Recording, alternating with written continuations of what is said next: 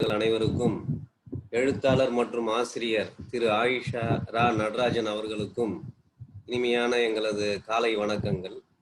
வாரந்தோறும் நடைபெற்று வரும் இந்த வாரம் ஒரு விஞ்ஞானி, வாரம் ஒரு இந்திய விஞ்ஞானியை பற்றிய உரைத்தொடரில் இன்றைய உரைத்தொடர் 16இல் நம்மிடையே பங்கேற்று சிறப்புரையாற்றிருக்கின்ற ஆசிரியர் எழுத்தாளர் திரு ஆயிஷா ரா நடராஜன் அவர்கள் இன்று இந்திய விஞ்ஞானி சுப்பிரமணியன் சந்திரசேகர் வாழ்க்கை வரலாறு மற்றும் அறிவியல் சாதனைகள் குறித்து சிறப்புரையாற்ற இருக்கின்றார்கள்.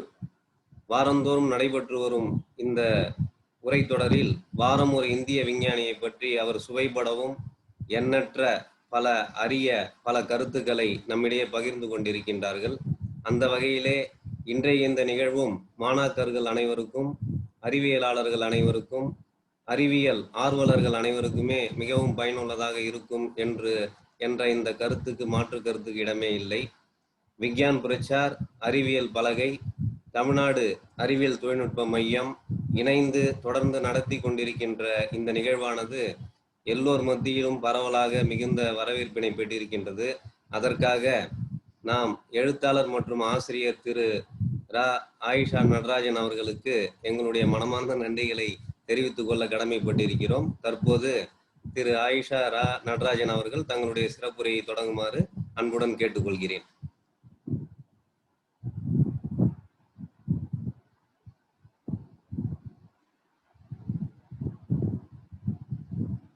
ஸ்ரீ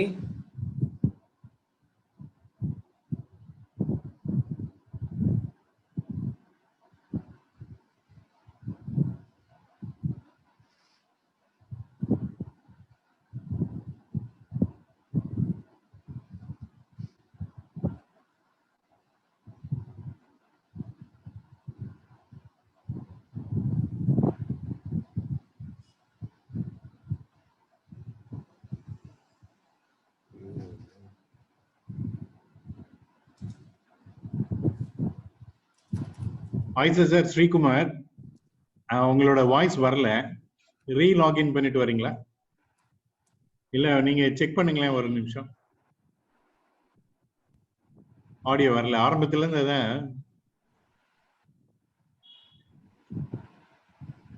இங்க அன்மியூட்டா தான் இருக்கு. உங்களோட மைக் அன்மியூட்டா இருக்கு, ஆனா உங்களோட ஆடியோ வரல.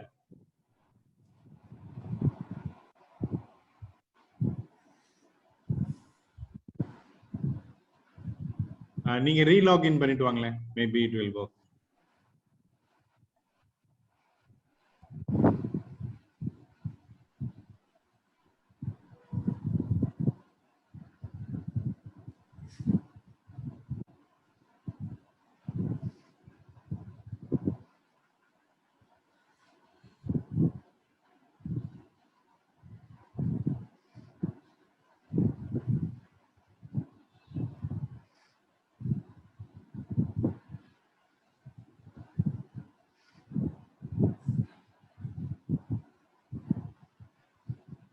அன்புள்ள நண்பர்களே, ஒரு சில தொழில்நுட்ப கோளாறு காரணமாக தற்போது அவர் வெளியே சென்றிருக்கார். இப்போ வந்துருவாரு, ஜாயின் பண்ணிடுவாரு.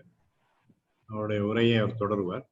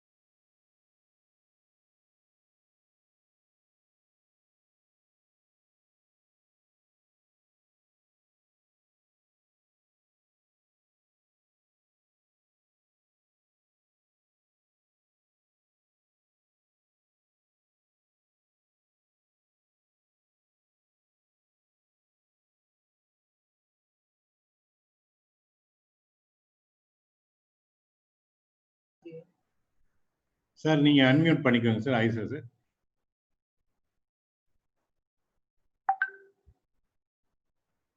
அன்மியூட் பண்ணீங்களே. இப்ப கேக்குதா சார்? இப்ப ஃபேண்டாஸ்டிக். இப்ப audio is fine. Thank you sir. Okay, நீங்க உங்க உரைக்கு போயிடலாம் sir. Thank you so much. வணக்கம் நண்பர்களே, ஒரு சிறிய இடைவேளைக்கு பிறகு நாம் சந்திக்கின்றோம். இன்றைய நிகழ்வினுடைய மிகப்பெரிய பெருமைக்குரிய ஒரு விஷயம் என்னவென்றால், எனக்கு இயற்பியல் வகுப்பெடுத்த எங்கள் பேராசிரியர் உமர் பாஷா அவர்கள் இந்த நிகழ்விலே இருப்பதை நான் பார்க்கிறேன்.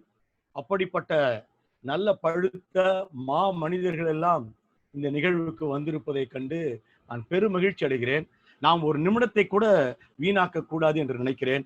நேரடியாக நாம் சுப்பிரமணியம் சந்திரசேகரின் வாழ்க்கைக்குள் நுழைய வேண்டும். சுப்பிரமணியம் சந்திரசேகரை நான் நேரடியாக பார்த்திருக்கிறேன். அந்த அனுபவத்தை பிறகு சொல்கின்றேன். அது ஒரு மிக அழகான ஒரு த்ரில்லிங் எக்ஸ்பீரியன்ஸ். இப்போ நான் உங்களிடம் காட்டுவது இந்த ஸ்டீஃபன் ஹாக்கின்ஸினுடைய காட் கிரியேட்டட் தி இன்டிஜர்ஸ் என்கிற புத்தகம். இதுல அவர் கிட்டத்தட்ட ஒரு 100 கடவுள்களை அறிமுகப்படுத்தியிருக்கிறார்.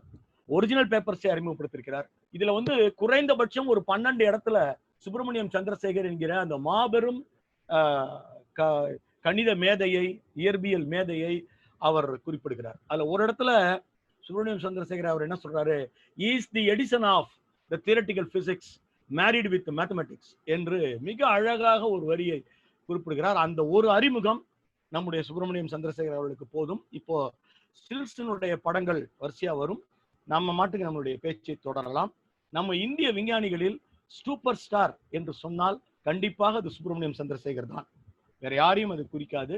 ஏனென்றால் சுப்பிரமணியம் சந்திரசேகர் இந்தியாவினுடைய மிகப்பெரிய பேக்கப் சப்போர்ட், இந்திய விஞ்ஞானிகள் அவங்களோட இருந்து அவங்களுடைய இதோட கொண்டு போனவர் அல்ல.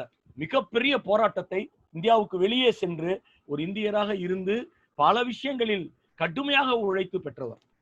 இப்போ the brain of the black holes என்று அவரை பற்றி சமீபத்தில் கடைசியாக இறந்து போவதற்கு முன் கொடுத்த பேட்டியில கூட ஹாக்கின்ஸ் குறிப்பிடுவதை நாம் பார்க்கிறோம்.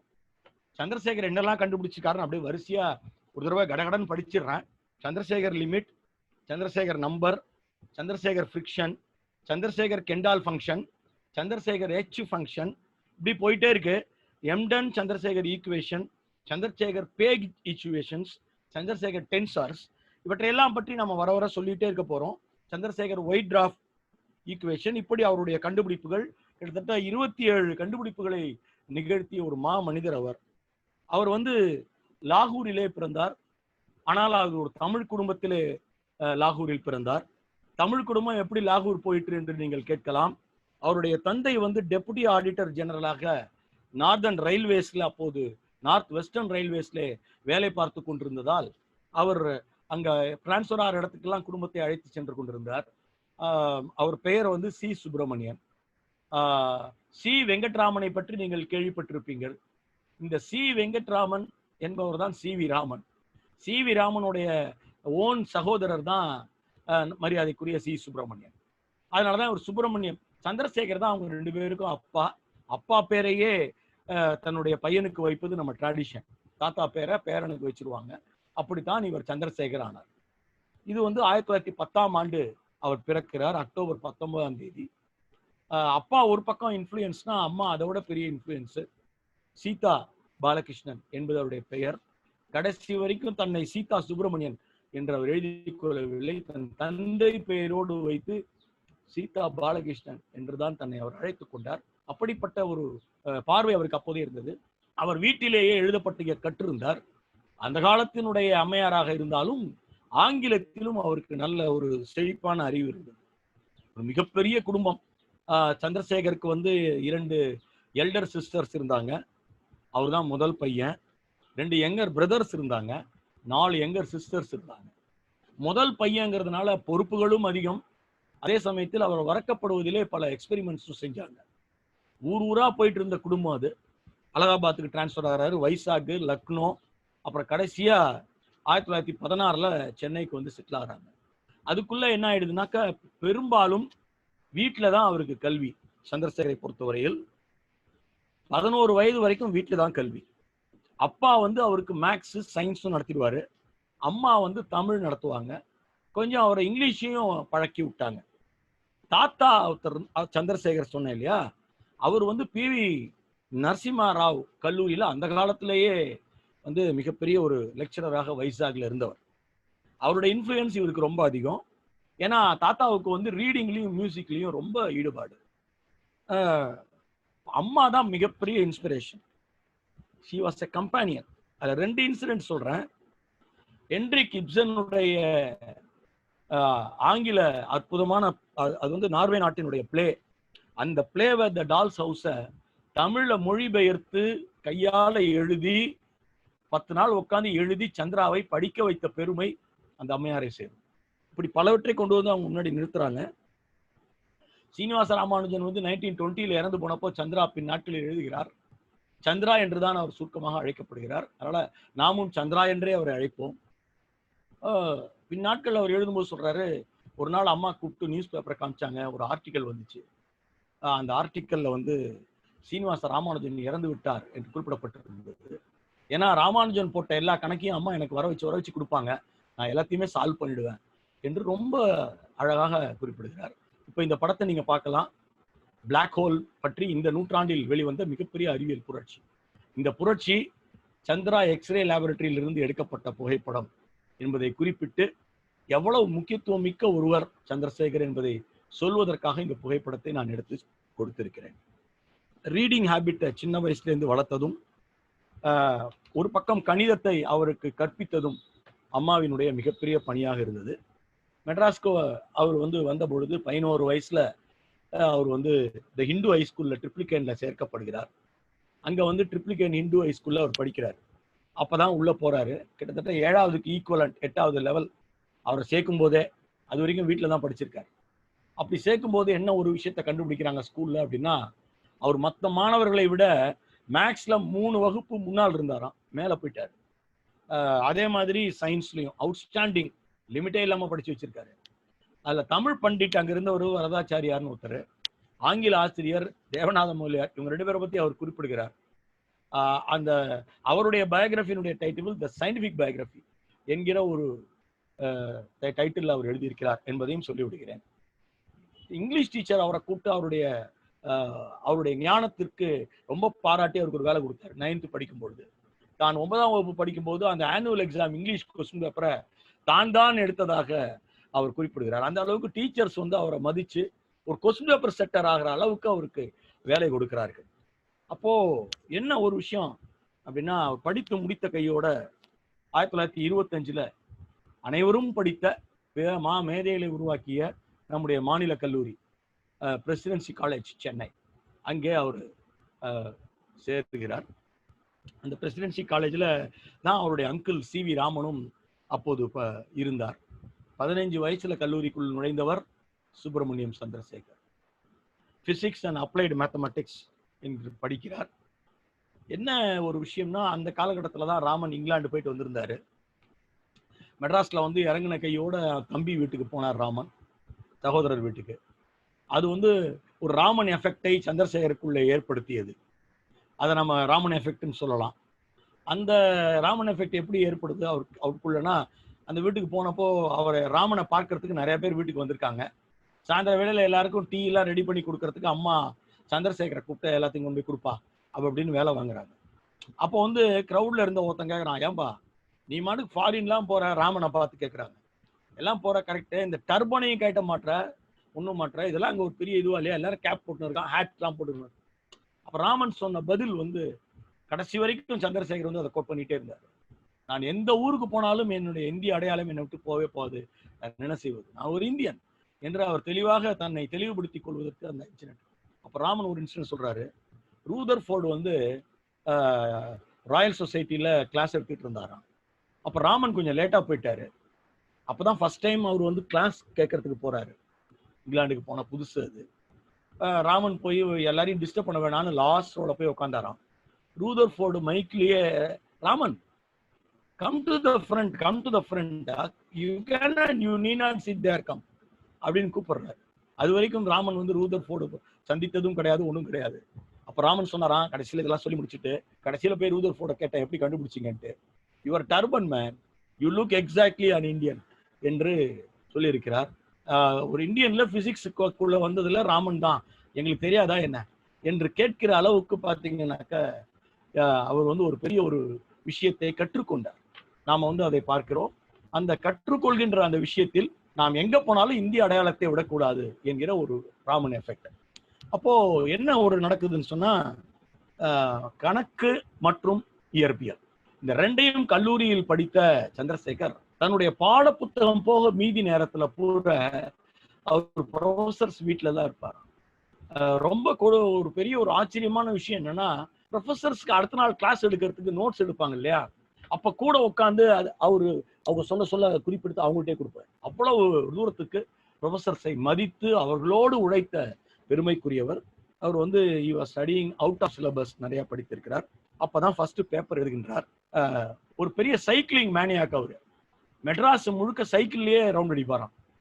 கடைசி வரைக்கும் சைக்கிள் வைத்திருந்தார். கடைசி வரையில் சைக்கிள்ல போறதையே ஒரு பெரிய ஒரு இதுவாகவும் மதிப்போடு அவர் ஃபாலோ பண்ணி கொண்டிருந்தார் என்பதையும் நாம் பார்க்க வேண்டும். பேண்ட் ஸ்பெக்ட்ரா என்பதுதான் அவருடைய ஃபர்ஸ்ட் பேப்பர். இதை வந்து பிஎஸ்சி ஃபர்ஸ்ட் இயர் படிக்கும் போதே அவர் எழுதுறாரு. On spectra of molecule. அதை இப்போவும் மெட்ராஸ் யூனிவர்சிட்டியில போய் பார்த்தீங்கன்னா, நான் போயிருக்கேன், அவருக்குன்னு ஒரு ஸ்பேஸ் ஒதுக்கியிருக்காங்க. அங்க அவருடைய முதல் பேப்பர் கைப்பட அவர் கையெழுத்துல எழுதின பேப்பரை இன்னும் ப்ரிசர்வ் பண்ணி வச்சிருக்காங்க. இதெல்லாம் நம்ம சென்னை மெட்ராஸ் யூனிவர்சிட்டியை பாராட்ட வேண்டிய விஷயங்களில் உண்டு. அப்புறம் 1928ல சம்மர். அவர் வந்து எப்பவுமே ஒவ்வொரு சம்மரையும் வீணாக்க மாட்டாரு. எங்கேயாவது சம்மர்ல போய் லைப்ரரி இருக்கிற ஒரு இடத்துக்கு பக்கத்துல குடிபெடுவாராம்.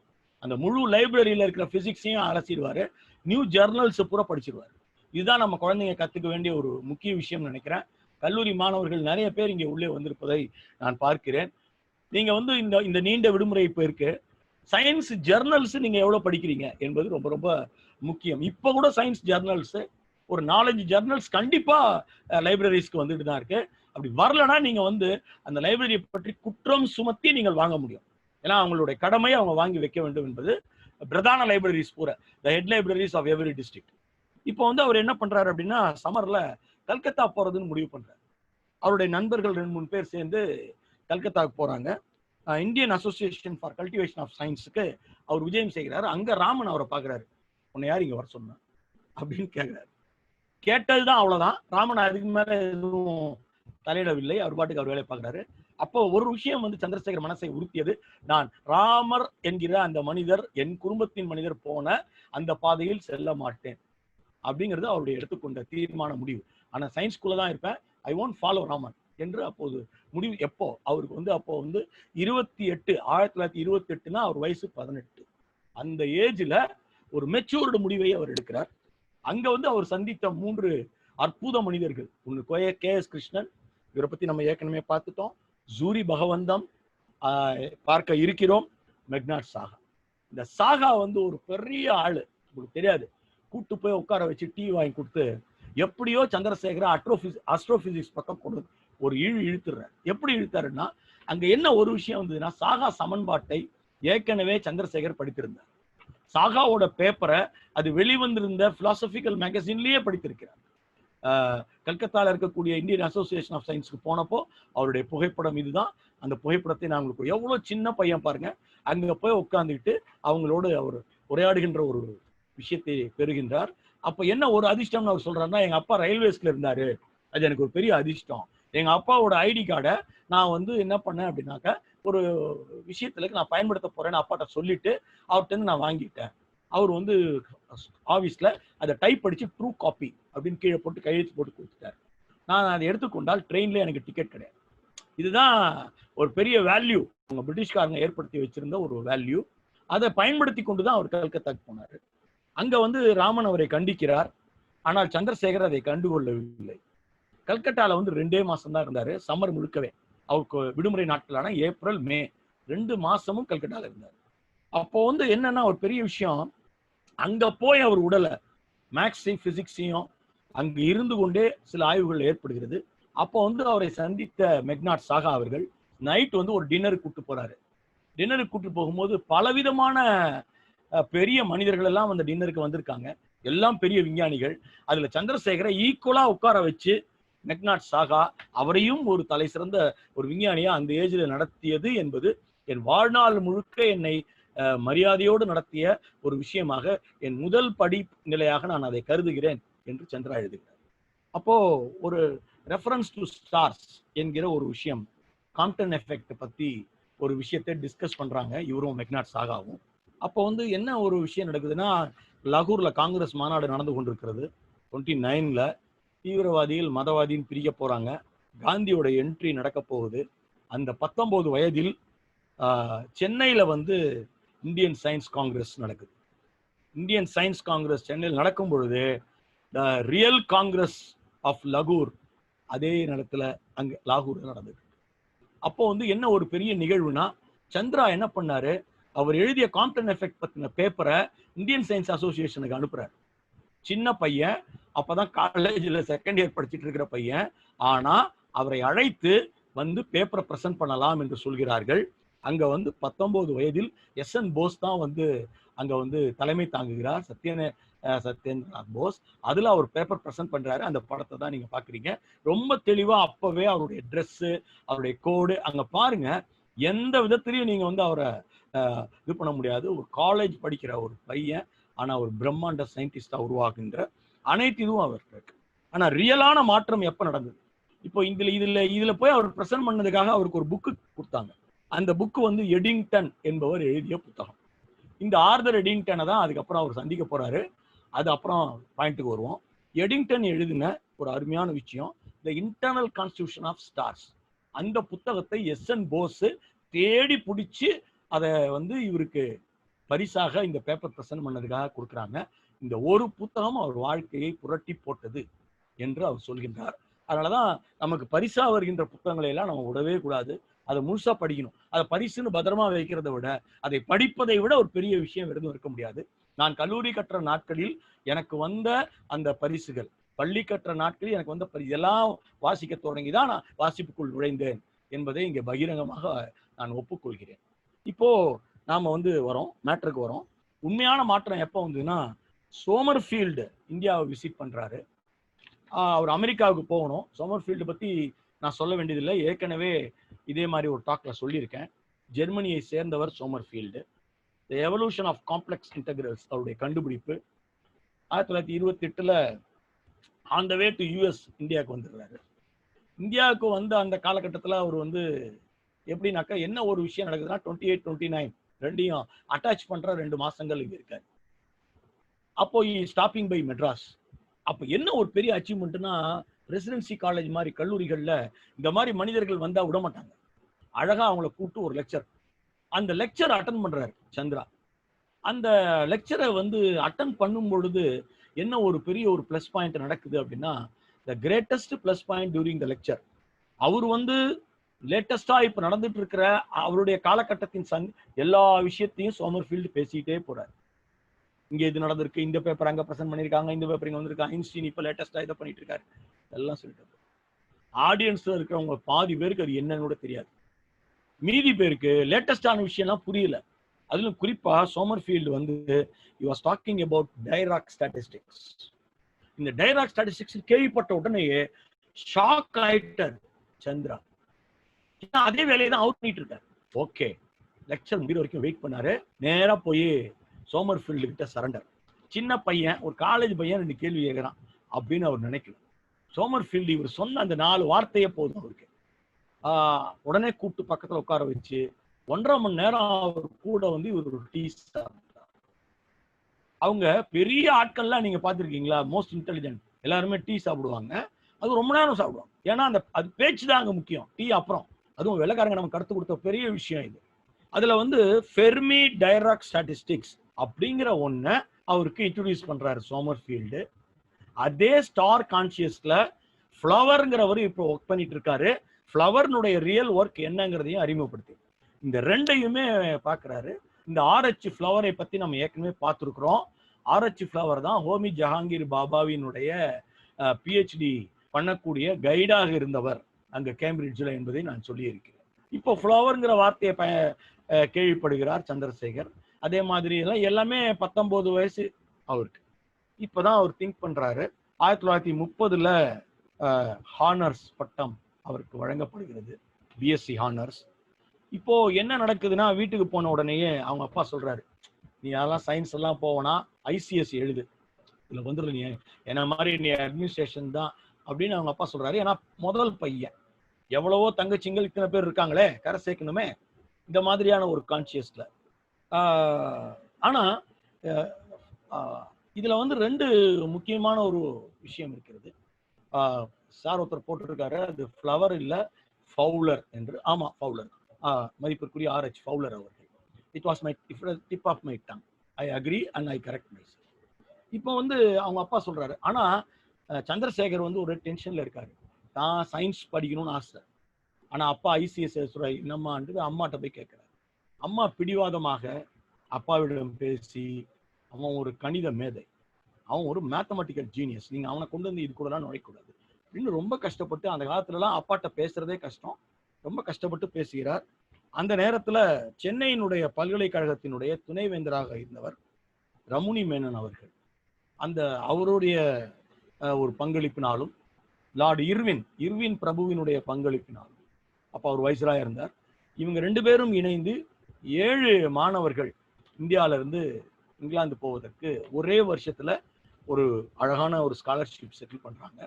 அதுல 2வது பெயராக இருந்ததுதான் சந்திரசேகர் பெயர். அவர் வந்து அப்போ பிரசிடென்சி காலேஜினுடைய பிரின்சிபாலா இருந்தவர் ஸ்மித் அப்படிங்கிற ஒருத்தர், டபிள்யூ ஸ்மித். அவர் வந்து ஒரு வெள்ளைக்காரரு. அவரும் வந்து சந்திரசேகரை அழைத்து இந்த மாதிரி பண்ண போறாங்கன்னு அவங்க அப்பா அதோட கேவ் அப், இது வேண்டியதில்லை அப்படின்னு கேவ் அப். அப்போ இந்த மீன் டைம் வந்து சந்திரா சென்டிஸ் பேப்பர், அவருடைய பேப்பர், கிராம்ப்டன் பத்தின paper, some ideas about white dwarf, இந்த 2 பேப்பரையுமே ஃபவுலருக்கு அவர் அனுப்பி வைத்தார். ஏற்கனவே அதை ஃபவுலருக்கும் அனுப்பியிருந்தாரு, டைராக்குக்கும் அனுப்பிடுறாரு. ஏன்னா சோமர்ஃபீல்டினுடைய இதுபடி இப்போ கேம்பிரிட்ஜுக்கு போறது, கேம்பிரிட்ஜ்ல எந்த காலேஜ்,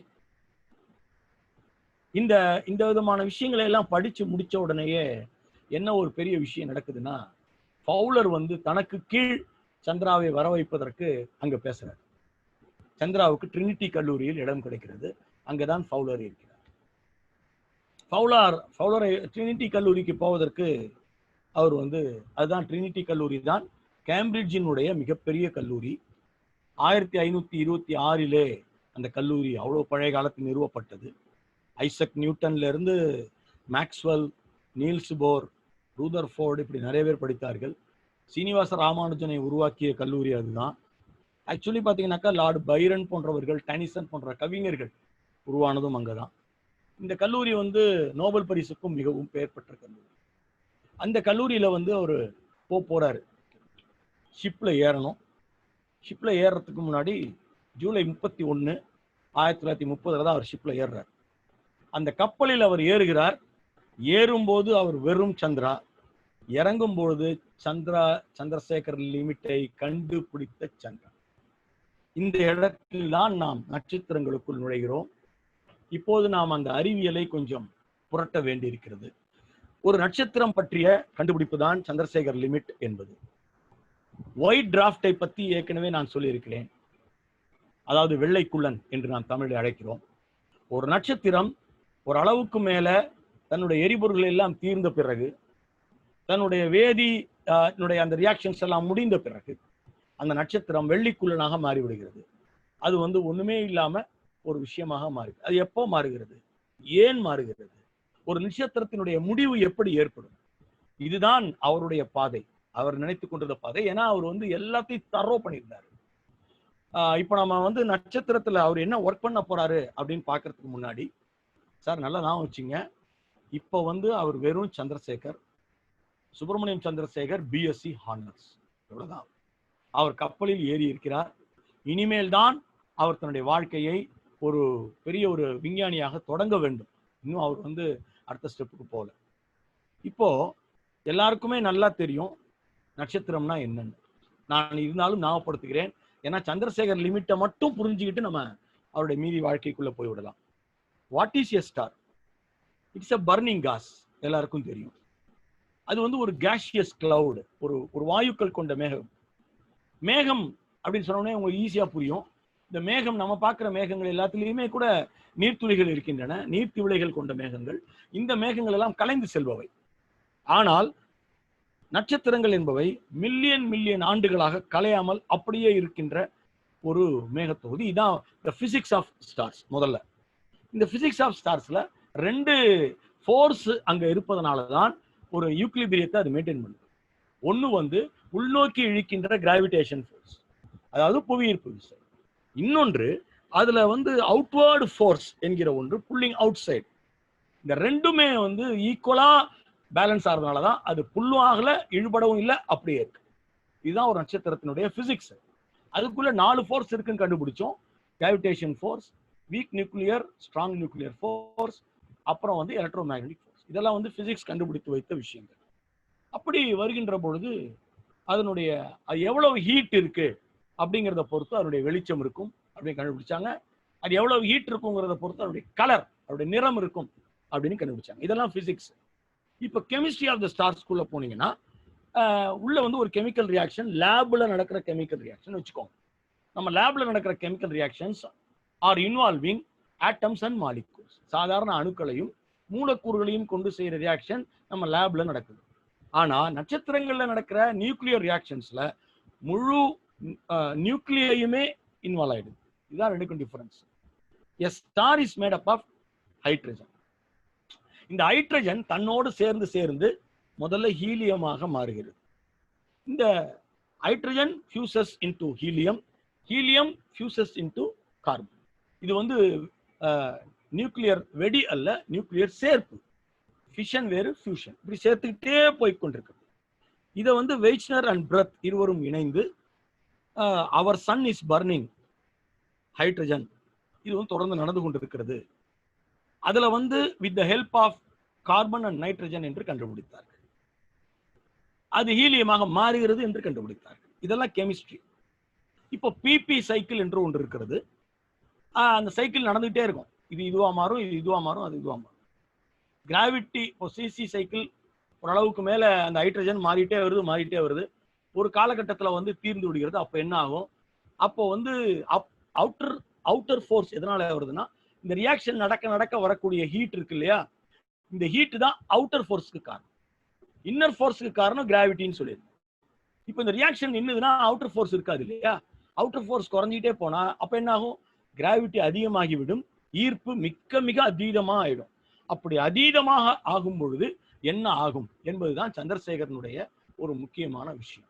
இந்த சந்திரசேகர் வந்து நட்சத்திரங்களை 6ஆக பிரித்தார். Big stars, small stars, bright stars, feeble stars, very hot stars, not so hot stars என்று அவர் பிரித்தார்.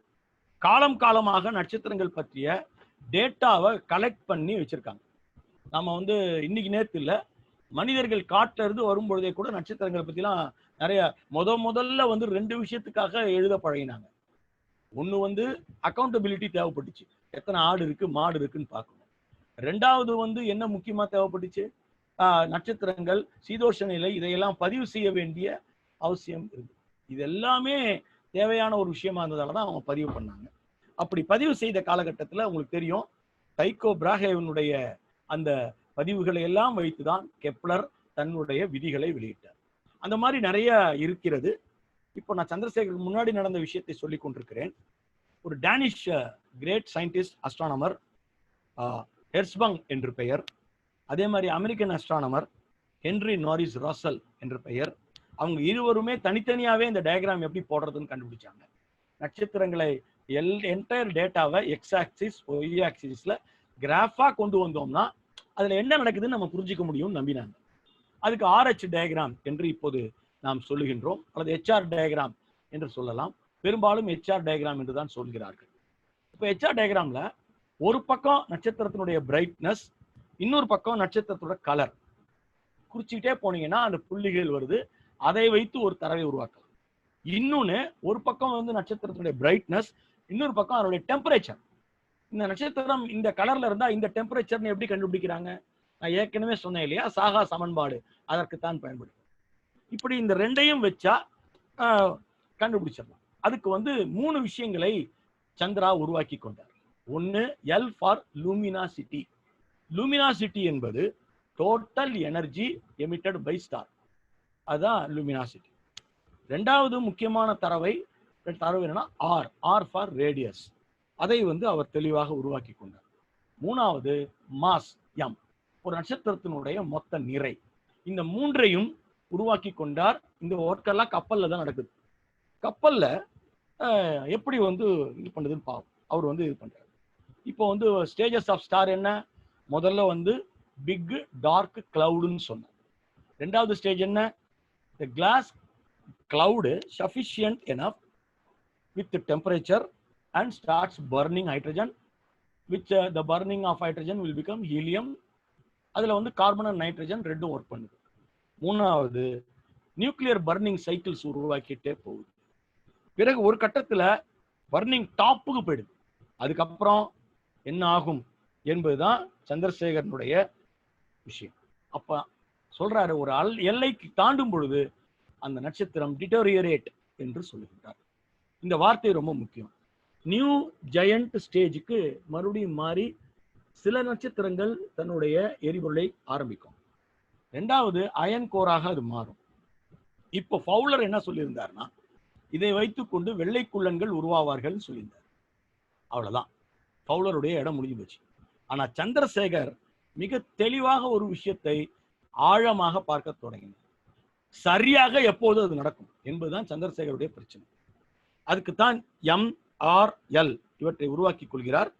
There is a relation between mass, radius and luminosity in a star என்று அவர் அறிவித்தார். இதை எப்படி கால்குலேட் பண்றது? அவருடைய கால்குலேஷன்ல இந்த நட்சத்திரத்தின் ஒட்டுமொத்த டேட்டாவும் அவர் கையில இருந்துச்சு. எப்படி இருந்திருக்கும்னு நினைக்கிறீங்க? ஒரு சூட்கேஸ் முழுக்க பேப்பர். அதெல்லாம் நான் வச்சுங்க. அப்பெல்லாம் கம்ப்யூட்டர் கிடையாது, இன்டர்நெட் கிடையாது, கால்குலேட்டர் கூட கிடையாது சார். அது கையில வச்சிருக்கேன். இப்போ கைடு இல்ல, யாருமே இல்லை சார். கூட ஒர்க் பண்ண ஆள் இல்லை. ராமன் மாதிரியான ஆட்களுக்கு கூட ஒர்க் பண்ண ஆள் இருந்தாங்க. ராமன் மாதிரியான ஆட்கள் எப்படி ஒர்க் பண்ணாங்கன்னு நான் சொல்ல வேண்டியதில்லை. மனிதர் தான் அவரு. இருந்தாலும் KS கிருஷ்ணன்லேருந்து அவ்வளோ பேர் லேப்ல ஒர்க் பண்ண. இப்போ சந்திரா வானத்தையும் அவரையும் காகிதங்களையும் நம்பி விடப்பட்டிருக்கு. அவருடைய ஹைப்போதசிஸ் பாருங்க. எப்பவுமே நான் சொல்லுவேன், the real science student he will create his own hypothesis. When we observe a star, idas our hypothesis. A, we see that in a prescribed spherical volume of radius R, an amount of material of total mass M is enclosed. Then B, we also know that this mass, there occurs a continual streaming of certain mean flux of radiant energy. This is specified as luminosity L. இப்போ என்ன question? அவருடைய ரிசர்ச்சினுடைய question, how is that a certain specified march of output radiant emission against the gravity support that mass of the space of radius. இந்த mass இந்த radius இருக்கும் வரையில் இந்த outward force கிராவிட்டிக்கு ஈக்குவலாவே எப்படி உருவாகி கொண்டே வருகிறது, எப்போ கிராவிட்டி ஜெயிக்கிறது என்ற இடம் எது என்பதுதான் அவருடைய கேள்வி. What is the maximum value of M in a star to continue the equilibrium? இந்த நிலையை அப்படியே தொடர வேண்டும் என்றால் நம்முடைய ஸ்டாரினுடைய இது என்ன என்று கேட்டு, இப்போ நம்மளுடைய அதை தான் அவர் கால்குலேட் பண்றாரு. கிட்டத்தட்ட 117 பக்கம் அந்த கால்குலேஷன் இருக்கு, உட்காந்து பண்றாரு. அப்போ என்னன்னாக்க, அவர் 2 நாட்கள் உணவருந்து செல்லவில்லை. அவர் ரூம் விட்டு வெளியே வரல கப்பல்ல. அவர் ரூம்ல கொண்டு போய் டீ தான் கொடுக்க முடியும், வேற எதுவும் அவர் சாப்பிட மாட்டாரு 2 நாட்கள். அதுக்கப்புறம் 2 நாள் பிரேக்ஃபாஸ்ட்டுக்கும் டின்னருக்கும் வர மாட்டாராம், லஞ்சுக்கு மட்டும் தான் போவாராம். அவரை பற்றி நிறைய கம்ப்ளைண்ட் பண்ண ஆரம்பிச்சாங்க. அப்போ அவர் கண்டுபிடித்தார் 1.4 டைம்ஸ் ஆஃப் அவர் சன். நம்முடைய சூரியனுக்கு 1.4 டைம்ஸ் மாஸ் ஒரு நட்சத்திரத்தில் உருவாகி விட்டால், எப்போ இந்த மாதிரி நம்ம கூட்டிக் கொண்டே போனால், அவர் என்ன பார்த்தாரு ஃபவுலர், அவர் பார்த்தது லோயர் லிமிட் ஆஃப் மாஸ் நினைச்சாரு. இவர் ஹையர் லிமிட் ஆஃப் மாஸ் நினைக்கிறார். சேர்த்து கொண்டே போகும் பொழுது ஒரு ஒரு நட்சத்திரம் நம் சூரியனை போல் 1.4 டைம்ஸ் மாஸை அடைந்து விட்டால் அதோட அது கொலாப்ஸ் ஆயிடும். அது கொலாப்ஸ் ஆன பிறகு என்ன நடக்கும்? It will become a white dwarf என்று சொல்லி, வெள்ளைக்குள்ளனாக அது மாறும், ரெட் ஜெயண்டாக அது மாறும். இதுதான் சந்திரசேகருடைய டிஸ்கவரி. இந்த டிஸ்கவரிக்கு சூப்பர்வைசர் இல்லை, யாரும் இல்லை, அவரே கண்டுபிடித்தார். அவர் கையில் எடுத்துக்கொண்டார். அங்க போய் இறங்குகிறார். ட்ரினிட்டியில் போய் இறங்கும் பொழுது 3 ஃபவுலர் மிஸ் பண்ண 3 பாயிண்ட் அவர் பிடித்திருந்தார். 1, ரிலேட்டிவிட்டி என்கிற ஒரு விஷயத்தை ஃபவுலர் மறந்து விட்டார், இதை சேர்த்திருந்தார். 2, ரிலேட்டிவிஸ்டிக் எஃபெக்ட்ஸ் என்று கெமிஸ்ட்ரியில் இருக்கு, அதை மறந்திருந்தால் அதை சேர்த்திருக்கிறார். கான்ஸ்டிடியூட்டட் லோயர் லிமிட் யாரு? ஃபவுலர். ஆனால் சந்திரசேகர் ஸ்டாட்டிஸ்டிக்கல் மெக்கானிக்ஸை உள்படுத்தி அவர் வந்து ஒரு கால்குலேட்டர் இல்லாத பொழுது 300 பக்கம் கணக்கீடுகள் செய்து லிமிட் ஆஃப் மாஸை கண்டுபிடித்தார். இப்போ இந்த இடத்துல நாம் பார்க்கிறோம், அவர் போய் ஃபவுலரோடு இணைந்து கொள்கிறார். அந்த இப்போது கேம்பிரிட்ஜில் அவருக்கு வந்து பிரச்சனைகளை டிஸ்கஸ் பண்றதுக்கு ஆள் கிடைக்கிறாங்க, குறிப்பா ஃபவுலர் கிடைக்கிறார். ஃபவுலர் வந்து அவரை எடிங்டனுக்கு இன்ட்ரோடியூஸ் பண்றார். எடிங்டனின் புத்தகத்தை படித்து தான் அவர் அஸ்ட்ரோபிசிக்ஸ்க்கு வந்தார், அது உங்களுக்கு தெரியும். எடிங்டனுக்கு அவரை இன்ட்ரோடியூஸ் பண்றாங்க, எடிங்டனோடு அவர் உரையாடுகிறார். அதுக்கப்புறம் வந்து 1930 கொண்டு போய் அவர் ட்ரினிட்டியில சேர்ந்து விடுகிறார். அவர் வந்து மைலனை சந்திக்கிறார், அவர் ஒரு பிரிட்டிஷ் அஸ்ட்ரோபிசிஸ்ட். இருவரும் சேர்ந்து நிறைய படிக்கிறார்கள். மெக்னாட் சாகா என்னவெல்லாம் செய்திருக்கிறாரோ அவற்றை எல்லாம் மைலனோடு டிஸ்கஸ் பண்ணி மைலன் ஈக்குவேஷன்ஸ் உருவாவதற்கு சந்திரா ஒரு மிகப்பெரிய கிரியா ஊக்கியாக இருக்கிறார். இப்போ பிஜி செகண்ட் இயர் படிக்கிறார். நான் சொன்னேன் இல்லையா, சம்மர் அவர் வேற ஒர்க் பண்ணுவார்னு. மேக்ஸ் போனோட காட்டின்ஜன்ல போய் ஜெர்மனியில ஒர்க் பண்ணாரு ஃபர்ஸ்ட் சம்மர். அங்க 2 paper, atomic absorption coefficient, model stellar of photospheres, 2 paper produce பண்ணாரு. ஃபைனல் இயர் படிக்கும்பொழுது இன்ஸ்டியூட் ஆஃப் தியரிட்டிக்கல் பிசிக்ஸ் கோப்பன்ஹேகன்ல போய் டென்மார்க்ல டைராக்கை சந்தித்தார். நீல்ஸ் போரோடு அங்க ஒர்க் பண்றாரு அந்த 2 ஆண்டுகள். அந்த சம்மர்ல 2 பேப்பர் அவரு கொண்டு வருகிறார்.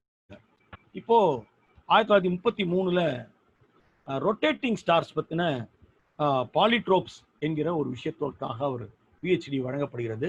ஃபவுலர் தான் அவருடைய சூப்பர்வைசர். எடிங்டன் அவர் பேரையும் நீங்க சேர்க்கணும் அப்படின்னு ஃபவுலர்ட்ட இவர் தான் கேட்டுக்கிறார், என்னுடைய சூப்பர்வைசரா. ஏன்னா அவருடைய புக்கை படிச்சிருக்கலாம் நான் இதுக்கு வந்திருக்க மாட்டேன். அப்போ அவரும் ட்ரினிட்டியில ஒரு ப்ரொஃபஸரா இருந்தார் எடிங்டன், அதனால ஒப்புக்கொண்டு அதையும் வந்து செஞ்சாங்க. இப்போ பிஜி கோர்ஸ் பிஹெச்டி வாங்கியாச்சு. இப்போ என்ன பண்றதுன்னு தெரியல. நாம வந்து இப்போ பேசாம ஏன்னா இதுக்கு மேல செலவு பண்ண முடியாது, அப்பாவால வரக்கூடிய ஸ்காலர்ஷிப்லாம் முடிஞ்சு போச்சு. என்ன செய்யலாம் என்று நினைத்து கொண்டிருந்தார். ஆக்ஸ்போர்டுக்கு போய் மிலனோடு சேர்ந்து ஒர்க் பண்ணலாம் அப்படின்னு சொல்லிட்டு அங்கெல்லாம் அப்ளை பண்ணியிருந்தாரு. ஆனா ஒரு அதிர்ஷ்டம், அவருக்கு வந்து ட்ரினிட்டி காலேஜ் ஃபெலோஷிப் வந்து விட்டது. ஃபெலோஷிப் யாருக்கு கிடைக்கும்னா, தேர்வு எழுதியவர்களில் முதல் 2% people only can get fellowship. ஃபெலோஷிப்னா என்ன அப்படின்னு ஒரு கேள்வி அடிக்கடி கேட்டே இருக்காங்க நம்ம ஆளுங்க. அவர் ஃபெலோஷிப் வாங்க. இதுக்கு முன்னாடி இந்தியர் ஒருவர் ட்ரினிட்டியில ஃபெலோஷிப் வாங்கினதுன்னு பார்த்தா சீனிவாச ராமானுஜன் தான் ஃபெலோஷிப் வாங்கியிருந்தார். அந்த ட்ரினிட்டி காலேஜ் ஃபெலோஷிப் என்பது 2 ஃபெலோஷிப் இருக்கு. ஒன்று ராயல் சொசைட்டி ஃபெலோஷிப், அது ஒரு கௌரவ பதவி. ட்ரினிட்டி காலேஜ் மாதிரியான கல்லூரிகள்லையும் பல்கலைக்கழகங்களை கொடுத்த ஃபெலோஷிப்ங்கிறது உங்களுக்கு செலவு பண்றதுக்கு பணம் கொடுத்து உங்களை அவர்கள் பார்த்துக் கொள்வார்கள், நீங்க ரிசர்ச்சை கண்டினியூ பண்ணுங்க. இதுதான் அந்த ஃபெலோஷிப். அதை தான் அவர் பெற்றுக்கொண்டார். நல்லா தான் போயிட்டு இருந்தது. ராயல் அஸ்ட்ரானாமிக்கல் சொசைட்டியினுடைய அவர் வந்து ஒரு மெம்பர் ஆக்கப்பட்டார். அஸ்ட்ரானாமிக்கல் சொசைட்டி, நான் சொல்றது ராயல் அஸ்ட்ரானாமிக்கல் சொசைட்டி. அதுல வந்து அவர் லண்டன்ல மெம்பர் ஆக்கப்பட்டு அது ஃபவுலர் தான் அவரை அழைத்து கொண்டு போய் அங்கே இன்ட்ரடியூஸ் பண்ணவர். அப்போ இதெல்லாம் நடந்துகிட்டு இருக்கு. டீ டைம்ல எடிங்டனோடு அவர் நிறைய பேசுகிற காலம் வருகிறது. அப்போ தன்னுடைய சந்திரசேகர் லிமிட் அவர் எக்ஸ்பிளைன் பண்றாரு. எடுத்த உடனேயே Eddington no this is wrong என்று பளிச்சென்று மறுத்து விடுகிறார். திரும்ப ட்ரை பண்றாரு இவர் எக்ஸ்பிளைன் பண்றதுக்கு. அந்த காலகட்டம் எவ்வளவு மோசமான ஒரு விஷயத்தை நோக்கி சந்திராவை அழைத்து செல்கிறது என்பதற்காக சொல்கிறேன். 1933 சந்திராவுக்கு 23 வயது. 23 வயதில் அந்த பிரச்சனைக்குள் நுழைகிறார். அதை நுழையும் போது என்ன ஒரு சிக்கல் அவருக்கு மிகப்பெரிய அளவுல வருதுன்னு பாருங்க. ஒரு ஆச்சரியமாக இருக்கும் உங்களுக்கு. அவர் வந்து எரிங்டனோட ஒத்து போகல, நன்றாக தெரிந்து விட்டது. Your mathematics may be right man, but somewhere your physics is wrong என்று எடிங்டன் சொல்லிவிட்டு போயிட்டார். எடிங்டன் இவரும் ரொம்ப க்ளோஸ் சர்க்கிள்ல இருந்தாங்க. இவர் ஒரு சைக்கிள் வெறியர் இல்லையா, சைக்கிளிங் போறதுல பயங்கரமான கில்லாடி இவர். எடிங்டனுக்கும் சைக்கிள் வெறி உண்டு. 2 பேரும் அடிக்கடி சைக்கிளிங் போறப்ப மீட் பண்ணிப்பாங்க. ஆனா அப்படிலாம் இருந்த ஒரு காலகட்டத்துல நாம இப்போ வந்து 1935க்குள்ள நுழையிறோம். 1935ல நடந்த மிகப்பெரிய ஒரு டர்னிங் பாயிண்ட் இன்சிடென்ட். 35, அவருடைய வயது 25. ராயல் அஸ்ட்ரானாமிக்கல் சொசைட்டியில் அவரை கூப்பிட்டு சந்திரசேகர் லிமிட்டை நீங்கள் அறிமுகம் செய்யலாம், ஒரு கட்டுரையாக எழுதி வந்து பேசலாம்னு சொல்லிடுறாங்க. சந்திரசேகர் ரொம்ப அழகா ரெடி பண்றாரு, அவங்களுக்கு புரியும் விதத்துல கிட்டத்தட்ட 16-17 பக்கம் ரெடி பண்றாரு. ஏன்னா ஒருத்தர் 1/4 மணி நேரம் தான் டைம். அப்ப எடிங்டன் அவரை மீட் பண்றாரு. நீங்க பேப்பர் பிரசன்ட் பண்ண போறீங்களான்னு கேட்கிறாரு. ஆமான்ற. ஏன்னா இவர் இன்விடேஷனை ஏற்கனவே பார்த்திருக்கிறார். அந்த இன்விடேஷன்ல இவருக்கு அப்புறம் பேச போறவர் எடிங்டன். அதுவே அவருக்கு ரொம்ப உறுத்தலாக இருந்தது. ஐயோ, இவர் முடியாதுன்னு சொன்னவராச்சே அப்படின்ட்டு உறுத்தலாக இருந்தது. நான் உங்களுடைய பேச்சை 1/4 மணி நேரம் வேணாம், 1/2 மணி நேரம் போடுங்க, ஏன்னா அவர் பேப்பர் பெருசுன்னு சொல்லிட்டேன் என்று எடிங்டன் சொல்லுகின்றார். Thank you sir. 1935 அந்த பேப்பர் பிரசன்ட் பண்றாரு. இவர் எல்லாவற்றையும் விளக்குகிறார். அந்த காலகட்டத்தில் யாருமே நினைத்து பார்க்க முடியாத அளவிற்கு ஒயிட் டிராஃப்ட்னு ஒன்று இருப்பது போல், வெள்ளை குள்ளன் என்று ஒன்று இருப்பது போல கருங்குள்ளன் என்று ஒருவன் இருப்பான், ஒருவேளை அது வந்து ஒரு கருப்பான ஒரு ஹோலாக இருக்கலாம் என்று பிளாக் ஹோல்ங்கிற வார்த்தையை முதல்ல பயன்படுத்துகிறார். இதையெல்லாம் வந்து சொல்லிட்டு போய் உட்கார்றாரு. அடுத்து எடிங்டன் பேச வருகிறார். பெரிய ஷாக், மிகப்பெரிய ஷாக். எடிங்டன் எடுத்த உடனே சொல்றாரு, சின்ன பையன், இன்னும் நிறைய படிக்க வேண்டியிருக்கு, அரியா புலத்தனமா அது இது எதையோ பேசிட்டு உட்கார்ந்துருக்கிறான், தயவு செஞ்சு பெருசா எடுத்துக்காதீங்க அப்படின்னு பேச்சாரு. He was so shocked. Chandra was so shocked. இப்ப நாம என்ன செய்யறது? 3/4 மணி நேரம் பேசினார் எடிங்டன். 3/4 மணி நேரம் சந்திரசேகரை ரிடிகுல் பண்ணி பேசுறாரு. ஒரு நட்சத்திரம் எப்படி ஆயிருமா, நட்சத்திரத்தை போய் யாராவது அழிக்க முடியுமா அப்படின்னு அவருடைய பேச்சே எப்படி இருக்குன்னா, அதுல சயின்ஸ் இருக்குதா, அதுல என்ன இருக்குன்னா. ஏன்னா எடிங்டன் சாதாரண மனிதர் அல்ல. மறுபடியும் நான் வச்சுங்க, யார் இந்த எடிங்டன்? Eddington British astronomer. ஐன்ஸ்டீனுடைய ரிலேட்டிவிட்டி தியரி வந்தப்போ உலகத்திலே 2 பேர் தான் புரிஞ்சுக்கிட்டாங்க. அதுல ஒருத்தர் எடிங்டன் என்று சொல்வார்கள். அவ்வளவு பெரிய ஆளு. ஐன்ஸ்டீனுடைய அந்த இன்னொரு விஷயத்தை நான் உங்களுக்கு ஞாபகப்படுத்த விரும்புகின்றேன். ஐன்ஸ்டீனுடைய பெண்டிங் ஆஃப் லைட், சூரிய ஒளி என்பது வளையும் என்கிற அவருடைய இதை வந்து டெஸ்ட் பண்றதுக்கு 1919 ஒரு சூரிய கிரகணத்தின் போது அந்த ஆய்வை நிகழ்த்தியவர் எடிங்டன். ஆனா இப்போ சந்திரசேகர மகா கேவலமாக அங்க இருக்கிற 150 பேரும் எடிங்டன் சொல்ல சொல்ல சிரிச்சு சிரிச்சு கை தட்டினாங்க. ஒரு 25 வயது இந்திய இளைஞரை கேலி செய்து கேவலமாக அவர்கள் நடத்தினார். Chandra was so shock. நான் சொன்னது தப்பா இருக்க முடியுமா என்று அவர் யோசிக்கிறார். அவர் என்ன சொல்றாருனாக்கா, டீஜெனரேஷன் என்பது ஸ்டாருக்கு பாசிபிலிட்டி கிடையாது, ஜெனரேஷன்ங்கிற ஒரு விஷயமே நியூக்ளியர் ஃபியூஷன்ல பாசிபிலிட்டி கிடையாது என்று எடிங்டன் பேசுகிறார். அந்த கூட்டம் முடிகிறது. யார் யாரிடமோ செல்கிறார் சந்திரா. மில்லன் அவரை பார்த்து சிரிக்கிறார். ஒரே சந்தோஷம் அவருக்கு. ஏனென்றால் எடிங்டன் உங்களை மறுத்துட்டாரு, இனிமே நீங்க ரிசர்ச்சை ஃபர்ஸ்ட்ல தான் பண்ணணும், நீங்க எப்படி நீங்க கப்பல்ல போய் ரிசர்ச் பண்ணலாம் அப்படின்னு கேட்டு சிரிக்கிறாங்க. நேரா அவர் சந்திரா எழுதுற அந்த இடத்துக்கே போயிடுவோம். சந்திரா எழுதுகின்றார். With terrible shock I return to Cambridge. கேம்பிரிட்ஜுக்கு நான் திரும்பி வந்தேன். ட்ரினிட்டி கல்லூரி போர்டிங்ல இரவு நேரத்தில் அந்த சின்ன வெளிச்சத்தில் 1 மணிக்கு நான் காமன் ரூம் சென்றேன். அங்கே ஓரத்திலே குளிர்ச்சிக்கான கணப்பு எரிந்து கொண்டிருந்தது. அதன் அருகே சென்று நின்றேன். என் கண்களிலிருந்து கண்ணீர் கொப்பளித்து ஓடிக்கொண்டிருந்தது. I told myself, I will prove mister Eddington, ஒரு நாள் எடிங்டன் அவர்களே நீங்கள் புரிந்து கொள்வீர்கள், நான் நிரூபிப்பேன், இந்த உலகம் முடிவது என்பது, இந்த உலகம் பெருவடியோடு முடிவதில்லை, தொடங்குவது பெருவடியோடு தொடங்கியது, முடியும் போது இதோ எரிந்து கொண்டிருக்கிறது இந்த கணப்பு, இது போலத்தான் இது முடிவடையும் என்று நான் சொன்னேன். நான் சொன்ன சற்று நேரத்தில் அங்கு நெருப்பில்லை, புகை மட்டும்தான் இருந்தது. இப்போது என்ன செய்வது? இந்தியாவுக்கு திரும்பி போவதா? ஏனென்றால் சந்திரசேகரனுடைய எதிர்காலம் கேம்பிரிட்ஜில் முடிந்துவிட்டது. எடிங்டன் போன்றவர்கள் கூறிய இந்த கூற்றால் மறுநாள் சென்று யாரை பார்ப்பது என்பதிலே கூட அவருக்கு கூச்சம். பொதுவாகவே சந்திரசேகர் அதிகம் பேசாமல் இல்லை. இந்தியாவுக்கு திரும்பி சென்று ஆய்வுகளை தொடர்ந்தால் அந்த இடத்துல ஒரு ஓப்பனா எழுதுறாரு, நான் சி.வி. ராமன் மாதிரி ஒருத்தருடைய சொந்தக்காரன் என்கிற பெயரிலே என்னை நடத்துவார்கள். சி.வி. ராமனுடைய அந்த மிகப்பெரிய ஆளுமையை நான் அறிவேன், அதை என்னால் மீற விடாமல் பார்த்துக் கொள்வார்கள். இங்கே நான் எப்படி ஆய்வு செய்வது? அவருக்கு தோன்றிய ஒரே விஷயத்தை அவர் செய்தார். தன்னுடைய பேப்பரை ரோசலண்டுக்கு அனுப்பிச்சார், ரோசன்ஃபீல்டு அவருக்கு அனுப்பினார், நீல்ஸ் போருக்கு அனுப்பினார், பாலிக்கு அனுப்பினார், டைராக்கு அனுப்பினார். நேர ஃபவுலரை சந்தித்து இந்த நிகழ்ச்சியை பற்றி அவரிடம் பேசினார். ஃபவுலர் அவர் மீது அளவற்ற அன்பு கொண்டார். கவலைப்படாதீர்கள், இதெல்லாம் ஒரு முடிவுக்கு வரும். சந்திரா என்ன செய்தார்? இந்த இடம் தான் நம்முடைய இளம் விஞ்ஞானிகளுக்கான மிகப்பெரிய பாடம் என்று நான் நினைக்கிறேன். He never gave up. Number 1. Number 2, எடிங்டனோடான தன் நட்பை அவர் துண்டித்துக் கொள்ளவே இல்லை. மறுமுறை போகும் பொழுதும் எடிங்டனோடு புன்னகையோடு சிரித்து பேசி அதன் பிறகு அவரோடு 4 சைக்கிளிங் டூர் போனார்.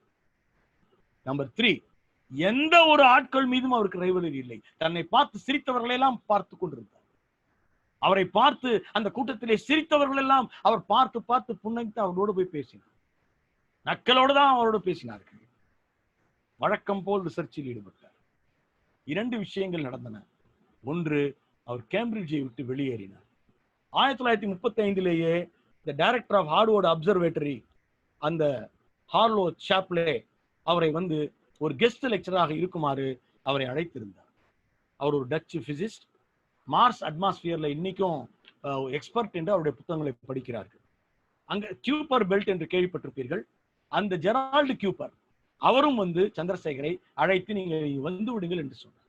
அப்போது இருவருமாக வெர்காஸ் அப்சர்வேட்டரியிலே மீட் பண்றாங்க. அப்படி மீட் பண்ணும் பொழுது கியூப்பர் அவரை சிகாகோ பல்கலைக்கழகம் வர முடியுமா என்று கேட்கிறார். ஏன் என்று கேட்கிறார் சந்திரசேகர். நான் அங்கே போக போகிறேன், எனக்கு கீழே 2-3 பேர் தேவைப்படுகிறார்கள், நீங்கள் வரலாமே என்று கேட்கிறார். அப்படி கேட்கின்ற பொழுது சந்திரசேகர் அப்போது சரி என்று சொன்னவர் பிறகு ஒரு காலகட்டத்தில் தயக்கம் காட்டுகிறார். ஆனால் மிக அழகான ஒரு நீண்ட கடிதத்தை சிகாகோவின் அப்போதைய அற்புதமான அந்த வைஸ் சான்சலர் அவருக்கு கடிதமாக எழுதுகிறார். அவர் பேர் ஹட்சின். ஹட்சின் 4 பக்க கடிதத்தை சந்திரசேகருக்கு அனுப்புகிறார். நீங்கள் கவலைப்பட வேண்டியதில்லை, இங்கு வாருங்கள், உங்களுக்கான இடம் இங்கு தயாராக இருக்கிறது. 36 இன்னொரு விஷயமும் நடக்குது. என்னன்னா, அதுதான் சந்திராவின் திருமணம். மெட்ராஸ்க்கு வராரு. சந்திரசேகர் கல்லூரி படித்துக் கொண்டிருந்த காலத்தில் அவருடைய கிளாஸ்மேட்டாக இருந்தவர் தான் லலிதா. இந்த லலிதா அந்த அவருடைய அவங்க குடியிருந்த தெருவிலேயே இருந்தவர்.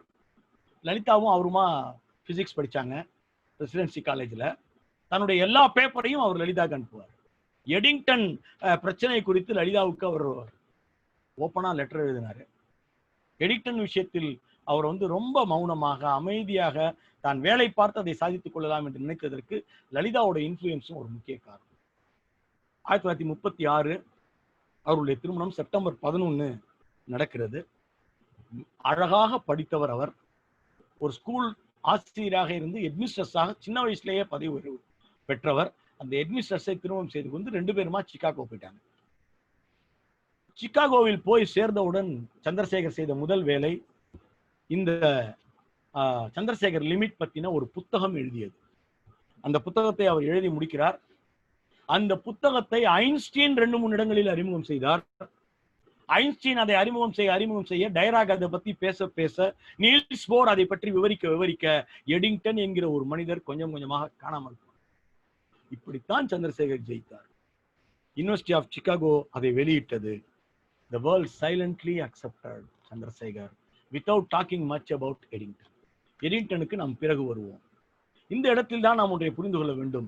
சந்திரசேகர் என்கிற அந்த ஒரு போராளி இந்தியாவுக்கும் திரும்பி வரவில்லை. அங்கே இருந்து கொண்டே அறிவியலுக்கான போராளியாக எப்படி வெற்றி பெற்றார் என்பதன் வரலாறை தான் நான் இப்போது பார்க்க இருக்கிறோம்.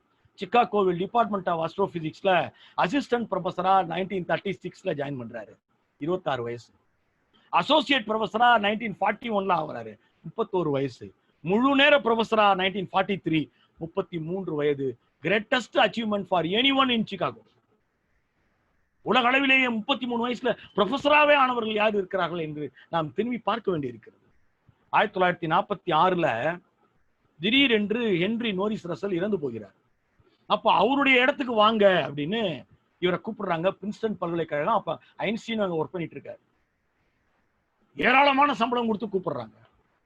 இவர் போவதற்கு தயங்குகின்றார். ஆனால் அதே சமயத்தில் இவரை அழைத்து வந்து அவருடைய சிகாகோ பல்கலைக்கழகத்துல அதுக்கு ஈக்குவலான சம்பளம் கொடுத்து செட்டில் பண்றாங்க. சந்திரா எப்படி ஒர்க் பண்ணார்? சந்திரசேகர் லிமிட் என்பது ஃபர்ஸ்ட் ஸ்டெப் தான். அதுக்கப்புறம் 26 கண்டுபிடிப்புகள் இருக்கே, எப்படி ஒர்க் பண்ணார்? he lived at 4800 lake shore drive தான் வீட்டோட address. 4800 lake shore drive, Chicago. மிக ஃபேமஸான பிளேஸ். எப்ப பார் ஸ்டூடெண்ட்ஸ் நிரம்பி வழிவாங்க. அந்த இடத்துல சந்திரசேகர் வந்து லேப்ல ஒர்க் பண்றார். 10 ஆண்டுகளாக அவர் லைஃபை பிரிக்கலாம். அவரே பிரிக்கிறார். அடுத்து வரக்கூடிய ஆண்டுகளில் அவர் எப்படி ஒர்க் பண்ணார்னா, ஒரு 10 ஆண்டு அஸ்ட்ரோபிசிக்ஸ் அல்லது பிசிக்ஸினுடைய ஒரு பகுதியை எடுத்துப்பாரு, 10 ஆண்டுகள் தரவா படிப்பாரு, அதுல பிஹெச்டியா குழந்தைங்களை ப்ரொடியூஸ் பண்ண வைப்பாரு. அவர் வந்து அதன் பிறகு ஒரு புத்தகம் எழுதுவார், அதுல வந்து பேப்பரா ப்ரொடியூஸ் பண்ணுவார். அடுத்த 10 ஆண்டு அடுத்தது, அடுத்த 10 ஆண்டு அடுத்தது. இப்ப அவருடைய வாழ்க்கையினுடைய விஷயத்தை பத்தி சொல்லுகின்றேன். அந்த 10 ஆண்டுகள் கான்செப்டுக்குள்ள நுழைவதற்கு முன்னால் அவர் வந்து செகண்ட் வேர்ல்டு வார் போது என்ன ஆனாருங்கிற சொல்லிட்டு நுழைவு. செகண்ட் வேர்ல்டு வார் வந்து விட்டது. அப்போ வந்து என்ன ஆகுதுன்னு சொன்னா, மேரிலாந்து பாலிஸ்டிக் ரிசர்ச் லேபரட்டரிக்கு அவர் அழைக்கப்படுகிறார். அவர் அழைக்கப்பட்டு அங்க வந்து அவர் ஒர்க் பண்றாரு பாலிஸ்டிக் லேப்ல வேர்ல்டு வாருக்காக அமெரிக்க அரசுக்கு. ஆன் த டிகே, அப்ப 4 paper. On the decay plane shock waves, optimum height bursting of 150 mm shell. 3வது paper on the conditions for the existence of 3 shock waves. 4வது paper the normal reflection of blast wave. இந்த blast wave normal reflection 4வது paper தான் நம்ம missile டெக்னாலஜிக்கு பயன்படுற முக்கியமான paper. இதெல்லாம் ஒரு பக்கம் வந்து கொண்டே இருக்கிறது. அப்போ ஓப்பன்ஹைமர் வந்து அவரை மேன்ஹாட்டன் ப்ராஜெக்டுக்கு அழைக்கிறார். சந்திரசேகருக்கு ஒரு தயக்கம். மேன்ஹாட்டன் ப்ராஜெக்ட் என்பதுதான் அணுகுண்டு தயாரிக்கின்ற அணு உலை ப்ராஜெக்ட். அந்த மேன்ஹாட்டன் ப்ராஜெக்டுக்கு வருமாறு அவரை அழைக்கிறார். ஹைட்ரோ டைனமிக்ஸ்ல நீங்க கில்லாடி நீங்க வரலாம் என்று அழைக்கிறார். அவர் வந்து எவ்வளவோ முயற்சி செய்கிறார், வராம எப்படி தடுப்பது என்று. கடைசி நேரத்துல அவர் பார்ட்டிசிபேட் பண்ணல, எப்படியோ தன் மனசாட்சிப்படி நடந்து கொண்டு விட்டார். அப்புறம் அவங்களே என்ன ஆன்சர் பண்ணாங்கன்னாக்கா, உங்களுக்கு செக்யூரிட்டி கிளியர் ஆகல, அதுன்னு ஏதோ ஒரு ரீசன் அவங்களே போட்டார். என்ரிகோ ஃபெர்மி அவரை அழைத்தார். நீங்கள் தயவு செய்து உங்கள் மனைவியோடு அமெரிக்கன் சிட்டிசன் ஆக வேண்டும் என்று கேட்டுக்கொண்டார்.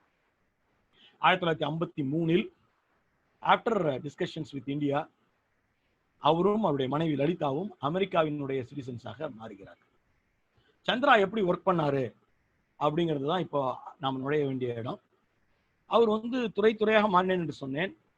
முதல் துறை சந்திரசேகர் லிமிட். இப்பவே சொல்லிடுறேன், சந்திரசேகர் லிமிட் தான் அவர் கண்டுபிடிச்சாரு. சந்திரசேகருக்கு லிமிட்டே கிடையாது. பாருங்க எவ்வளவு இளமையாக, எப்படி ஒரு மனிதராக அங்க நிற்கிறார். First he worked on stellar structure including the theory of white dwarfs. அந்த ஆண்டுகள் 1929 இருந்து 39, அதோட அது வெளியே வராரு. அப்பதான் சந்திரசேகர் லிமிட் வருது.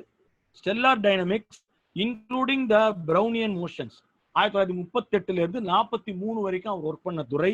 அங்க வந்து தான் சந்திரசேகர் ஃபிரிக்ஷன் என்கிற கண்டுபிடிப்பு. Theory of radiative transfer, illumination star, இப்படி போயிட்டே இருக்கு. அப்பதான் சன் ஸ்பாட்ஸை கண்டுபிடிக்கிறாரு. அவர் தான் சன் ஸ்பாட்ஸை கண்டுபிடித்தவர். 1943 இருந்து 50 வரைக்கும் போன விஷயம். சந்திரசேகர் டென்சார் உருவான ஒரு காலகட்டம். Hydro dynamic and hydro magnetic stability பற்றி அடுத்த விஷயத்துக்கு வராரு. அங்கதான் செயின்பர்க் சந்திரசேகர் லிமிட்டை கண்டுபிடிக்கிறாரு. 52 இருந்து 61 வரைக்கும் அந்த துறையில் இருந்தார். இதெல்லாம் ஒவ்வொரு துறையிலும் ஒவ்வொரு புத்தகத்தை உருவாக்கி கொடுத்தவர் அவர். அப்புறம் வந்து 5வது துறை வந்து the equilibrium and stability of ellipsoidal figures. அதுல வந்து 1961 இருந்து 68 வரைக்கும் இருந்தாரு. சந்திரசேகர் விர்ச்சுவல் ஈக்குவேஷன்ஸ் அங்கிருந்து வந்ததுதான். 6வதாக the general theory of relativistic and astrophysics 71 வரைக்கும் ஒர்க் பண்றாரு. அதுல வந்து Chandrasekhar X and Y function, அந்த காலகட்டம் வந்து ஐன்ஸ்டீனை ஒரு படி மேலே எடுத்து சென்ற காலகட்டம். அப்புறம் mathematical theory of black holes, இதுதான் முக்கியமான காலகட்டம். 74 இருந்து 83 வரைக்கும். அப்பதான் அவருக்கு வந்து எம்டன் சந்திரசேகர் ஈக்குவேஷன் நமக்கு கிடைக்கிறது, சந்திரசேகர் பேஜ் ஈக்குவேஷன்ஸ் நமக்கு கிடைக்கிறது. இது குறித்து ஒரு புத்தகமும் அவர் எழுதி வெளியிடுகின்றார். அவருக்கு அவருடைய மனைவிக்கும் குழந்தைகள் இல்லை. குழந்தைகள் எல்லாம் யாருன்னு பாத்தீங்கன்னா அவருடைய மாணவர்கள் தான். அவருடைய வீடு எப்ப பாரு குழந்தைகளால் நிரம்பி வழியும். எப்ப பாரு அவர் டிஸ்கஸ் பண்ணுவாரு. அவருடைய ஃபேமஸ் ஸ்டூடெண்ட் ஒருத்தர் அவரை பத்தி ஒரு புக் எழுதியிருக்காரு. அந்த ஃபேமஸ் ஸ்டூடெண்ட் பேர் என்ன தெரியுங்களா? கார்ல் சாகன். அந்த புத்தகத்துல அவர் வந்து இவரை பத்தி என்ன எழுதியிருக்காருன்றதை தேடி நான் படித்தேன். அதுல 3 சாப்டர்ல அடிக்கடி ஒரு பேரை சொல்லிட்டே வருவாரு. கார்ல் சாகன் சொல்றாரு, நாங்க அத்தனை பேர் உட்கார்ந்துருப்போம், சந்திரசேகர் வந்து எங்களை குழுவா பிரிச்சுடுவாரு. ஒரு குழுவுக்கும் வந்து அவர் கிளாஸ் இருப்பார். இது வந்து எவ்வளவு அழகான ஒரு டெக்னிக், பேராசிரியர்கள் அறிந்து கொள்ள வேண்டிய டெக்னிக். சில சமயம் நம்மளுடைய வகுப்பறைக்குள்ள நிறைய மாணவர்கள் வந்துடுறாங்க, எல்லாரையும் போய் நம்ம ரீச் பண்ண மாட்டோம். ஆனா நம்ம கையில் எடுத்துட்டு இருக்கிற சிலபஸை முடிக்கணுங்கிறது தான் நம்மளுடைய பெரிய ஒரு இதுவா இருந்துகிட்டே இருக்கும். நம்ம இந்த பக்கம் என்ன நடக்குதுங்கிறத பத்தி கவலையே கிடையாது, எப்படியாவது நீந்தி கரை சேர்ந்துடணும் அப்படிங்கிறதையே யோசிச்சுட்டு இருக்கக்கூடிய ஒரு மனுஷனா நம்ம இருக்கும். இப்போ இந்த விஷயம் ரொம்ப முக்கியம் நினைக்கிறேன் நான். அவர் வந்து என்ன பண்றாருன்னா டீமா பிரிச்சுருவாராம். ஒவ்வொரு டீமுக்கும் போய் அவர் கிளாஸ் எடுத்துட்டே போயிட்டே இருப்பார். கடைசியில எல்லா டீமையும் உட்கார வைப்பார். எந்த டீம் அதிகமா கொஸ்டின் கேட்குது பார்ப்போம் அப்படிங்கிற ஒரு போட்டியை கிரியேட் பண்ணுவார். அவருடைய வகுப்பறைகள் கேள்வி அவர் கேட்கும் வகுப்பறைகள் அல்ல, மாணவர்கள் அவரை கேள்வி கேட்கும் வகுப்பறைகள். அதுல வந்து interaction and discussion. Students need to prepare. அங்கதான் கார்ல் சேகன் நிக்கிறாரு. Students need to prepare. அவருடைய ஸ்பீச் முடிச்ச அப்புறம் டைம் கொடுப்பாராம். Students will prepare. கும்பலா உட்காந்து என்னடா கேட்கலாம், ரொம்ப டஃபா கேட்கறோம், அவர் விடுறதுல இன்னைக்கு அப்படி உட்காந்து டிஸ்கஸ் பண்ணி என்ன அற்புதமான ஒரு விஷயம். அதன் பிறகு அவர் கேள்விகள் கேட்க தொடங்குகிறார். சிஸ்டமைசேஷன் என்பதுதான் அவருடைய மெத்தட் ஆஃப் ஸ்டடி என்று சொல்கிறார்கள். எர்கர்ஸ் பல்கலைக்கழகத்தில் அவர் ஒர்க் பண்ண பொழுது இதுல ஒரு சின்ன விஷயம் நான் சொல்லுகின்றேன். கேம்பிரிட்ஜுக்கும் சிகாகோவுக்கும் சிகாகோ பல்கலைக்கழகத்துக்கும் யார் அதிகமா நோபல் பரிசு பெறுவது என்கிற ஒரு போட்டியை சந்திரசேகர் சத்தம் போடாமல் கிரியேட் பண்ணியிருந்தார். இது நான் அதை சந்தேகப்படுறேன். ஏன்னா நிறைய விஷயங்கள் ஒத்து போகுது. 103 அளவுக்கு 2 பேருமே பிரிச்சுட்டு இருக்காங்க. சயின்ஸ்ல மட்டுமே பாத்தீங்கன்னா 2மே 70s இருக்கு. நோபல் பரிசு பெறுகின்ற பிரித்து யார்கர்ஸ் லேபரட்டரியில அப்சர்வேட்டரியில அவர் கொஞ்ச நாள் ஒர்க் பண்ணி நிறைய ஸ்டார்ஸ் பத்தி அவர் டீட்டெயிலா ஒர்க் பண்ணார். அப்போ வந்து 250 மைல் கார் ஓட்டிட்டு போய் ஒரு இடத்துல 2 ஸ்டூடெண்ட்ஸ்க்காக போய் அவர் கிளாஸ் எடுத்தாரு. இது ரொம்ப ஃபேமஸான விஷயம், எல்லாருக்குமே தெரியும். இப்போ வந்து நிறைய அரசு பள்ளி ஆசிரியர்கள் எங்கள்கிட்ட ஸ்டூடெண்ட்டே இல்லை சார், என்ன சார் 10 பேர் படிக்கிறான், அதுக்கு என்ன சார் கிளாஸ் அப்படின்லாம் அவர் நினைக்கவில்லை. அவர் வந்து ஜாங் டயோ லீ, செங் நிங் யாங், இந்த 2 சைனீஸ் ஸ்டூடெண்ட்ஸு 250 கிலோமீட்டர் கார் ஓட்டிட்டு போவாராம். வழியில ஸ்னோஃபால்லாம் இருக்குமா, ஸ்னோஃபால்லாம் இருந்தால் கூட எப்படியோ வளைச்சி திருப்பி அவர் வந்து ஓட்டிட்டு போய் அங்க இறங்கி ஒரு காலகட்டத்தில் என்ன பண்ணுவாரா, சைக்கிள் டிக்கிலேயே இது வச்சிருப்பாராம், கார் டிக்கியில சைக்கிள் வச்சிருப்பாராம். எது வரைக்கும் கார் போகுதோ போயிட்டு அதுலேயும் சைக்கிளில் போயிடுவார், போய் கிளாஸ் எடுப்பாராம். இப்படி தான் 2 பேருக்காக போய் இவ்வளவு ஸ்ட்ரெயின் பண்றாருன்னு கேட்டாங்க. ஆனா 1954 அந்த 2 மாணவர்களுமே நோபல் பரிசு பிசிக்ஸ்ல பெற்றார்கள். இன்னும் சொல்ல போனா தன்னுடைய ஆசிரியருக்கு முன்னால் மாணவர்கள் நோபல் பரிசு பெற்ற ஒரே இது வந்து சந்திரசேகருடைய வாழ்க்கை, ஆசிரியர் வாழ்க்கையில தான் நடந்தது. அவரே பெறுவதற்கு முன் அவர்கள் பெற்று விட்டார்கள். The most distinguished astrophysics in my time என்று சந்திரா ஒருவரை பற்றி குறிப்பிட்டார். இப்போ நாம ஒரு விஷயத்தை தெரிந்து கொள்ள வேண்டும் என்று நினைக்கிறேன். நாம வந்து மிக மிக முக்கியமான ஒரு காலகட்டத்தில் நுழைகிறோம். 58 இருந்து 71. சந்திரா வந்து ஆஸ்ட்ரோபிசிக்கல் ஜேர்னலுக்கு எடிட்டர் ஆகப்படுகிறார். அந்த காலகட்டத்தில் கேம்பிரிட்ஜ் அது வந்து சிகாகோலேருந்து வெளிவர்ற சிகாகோவுக்கான இதழா இருந்தது. அதை அமெரிக்கன் இதழா மாற்றி இன்டர்நேஷனல் இதழாக அவர் மாற்றி கொண்டு போறாரு. ஒரு வருடத்திற்கு 12,000 பேஜஸ் வெளியிடுவாராம். 12,000 பக்கங்கள் அவர் வெளியிடுவாரு. அத்தனை பேரை எழுத வைப்பாராம் அவரு. இதுல முக்கியமான ஒரு விஷயம் அவர் லைஃப்ல அடுத்து நடந்தது. சீனிவாச ராமானுஜன் சம்பந்தப்பட்ட அவருடைய ராமானுஜன் பத்தி ஹார்டி நிறைய லெக்சர்லாம் கொடுத்தாரு 1936. அந்த லெக்சர் எல்லாம் தொகுக்குறாங்க. அப்படி தொகுக்கும் பொழுது ராமானுஜனுடைய ஒரு போட்டோ வேணும், ஹார்டிட்ட இல்ல. அப்ப சந்திராட்ட சொல்றாரு. சந்திரா அப்போது இந்தியாவுக்கு வந்து ஜானகி அம்மாளை சந்திக்கிறார். 36 ஃபர்ஸ்ட் டைம் ராமானுஜனுடைய மனைவியை சந்திரா சந்திக்கிறார். நொந்து போய்விட்டார். சந்திரா நேத்திலிருந்து சாப்பிடல என்று அசால்ட்டா சொல்றாரு. மிகவும் மனம் வெறுத்து போய் அவர் வந்து அவரோட உரையாடுகிறார். ஒரே ஒரு பாஸ்போர்ட் சைஸ் போட்டோ இருந்துதான் அந்த அம்மாட்ட. அதை வாங்கி கொண்டு போன சந்திரா அதை என்லார்ஜ் பண்ணி 3 காப்பி போட்டாரு. ஒன்னு ஹார்டிக்கு கொடுத்தார், ஒன்னு ஜானகி அம்மாளிடம் கொடுத்தார், ஒன்னு தன்னுடைய ஆபீஸ்ல வந்து மாட்டினார். இது ஒரு பக்கம் போயிட்டே இருந்தது. இன்னொரு பக்கம் அடுத்த முறை சந்திக்கும் பொழுது ராமானுஜன் இன்ஸ்டியூட் ஆஃப் மேத்தமெட்டிக்ஸை மெட்ராஸ்ல ஏற்படுத்துவதற்கு முழு முயற்சி செய்து அதை உருவாக்கியவர் சந்திரசேகர் அவர்கள். அப்போ ஜானகி அம்மாவை சந்திச்சப்போ அவங்க என்னுடைய கணவருக்கு ஏதோ செலவு வைக்கிறேன்னு சொல்லிட்டு இருந்தாங்களேப்பா, அது வச்சுட்டாங்களா, நீ வெளியூர்ல இருந்து வர என்று கேட்கிறாங்க. அதை ராமானுஜன் பத்தி இந்த செய்தியை எடுத்துக்கொண்டு வந்து உரையாடுகிறார். அப்ப தன்னுடைய தங்கிட்ட இருந்த அந்த என்லார்ஜ்மெண்ட்டை கொடுத்து ராமானுஜனுடைய பஸ்ட் செய்வதற்கு நிறைய பஸ்டுகள் அப்போது சிலைகள் செய்யப்பட்டன. அதில் ஒன்று ராமானுஜன் இல்லத்திலேயே இப்போது கும்பகோணத்திலே வைத்திருக்கிறார்கள். ராமானுஜன் இன்ஸ்டியூட்ல கூட அதை வைத்திருக்கிறார்கள். இதை கொண்டு வந்ததில் மிகப்பெரிய ஒரு வேலையை செய்த அஷ்கே என்கிற மேத்தமெட்டிஷியன் சந்திராவும் இணைந்து நிறைய அதன் பிறகு இந்த விஷயத்தில் ஒர்க் பண்ணியிருக்காங்க. இப்படி நாம் ராமானுஜன் வாழ்க்கையில் அவருடைய இதை நம்ம பார்க்கிறோம்.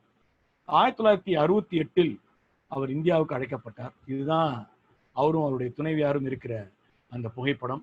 எப்போது திருமணம் நடந்த கையோட முழு ஆளுமை அவங்க தான்.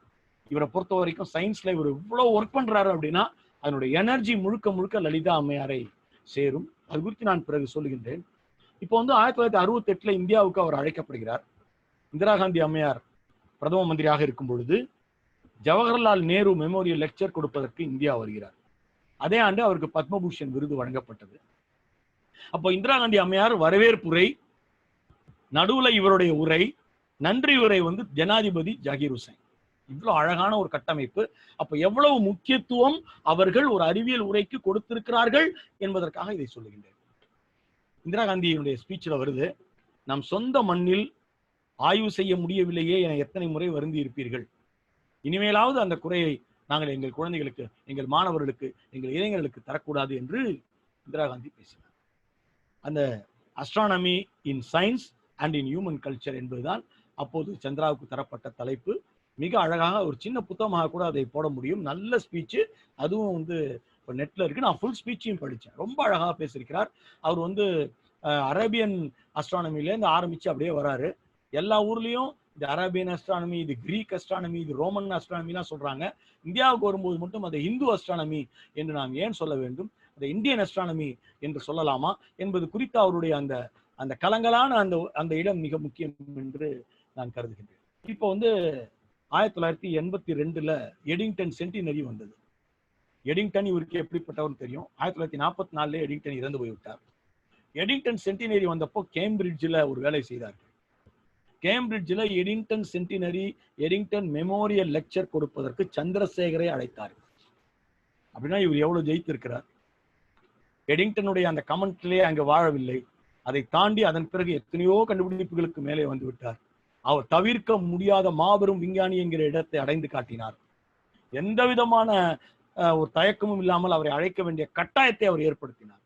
அங்கு சென்று எடிங்டனை பற்றி, எடிங்டனினுடைய அவருடைய அறிவியல் பங்களிப்பை பற்றி மிக மிக அற்புதமான 3 உரைகள் நிகழ்த்தினார். Lecture of series of lecture கொடுத்தார்.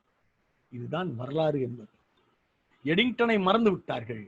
ஏனென்றில் எடிங்டனுடைய பிளாக் ஹோல்ஸ் பற்றிய பார்வை தவறு என்பது நிரூபணமானது.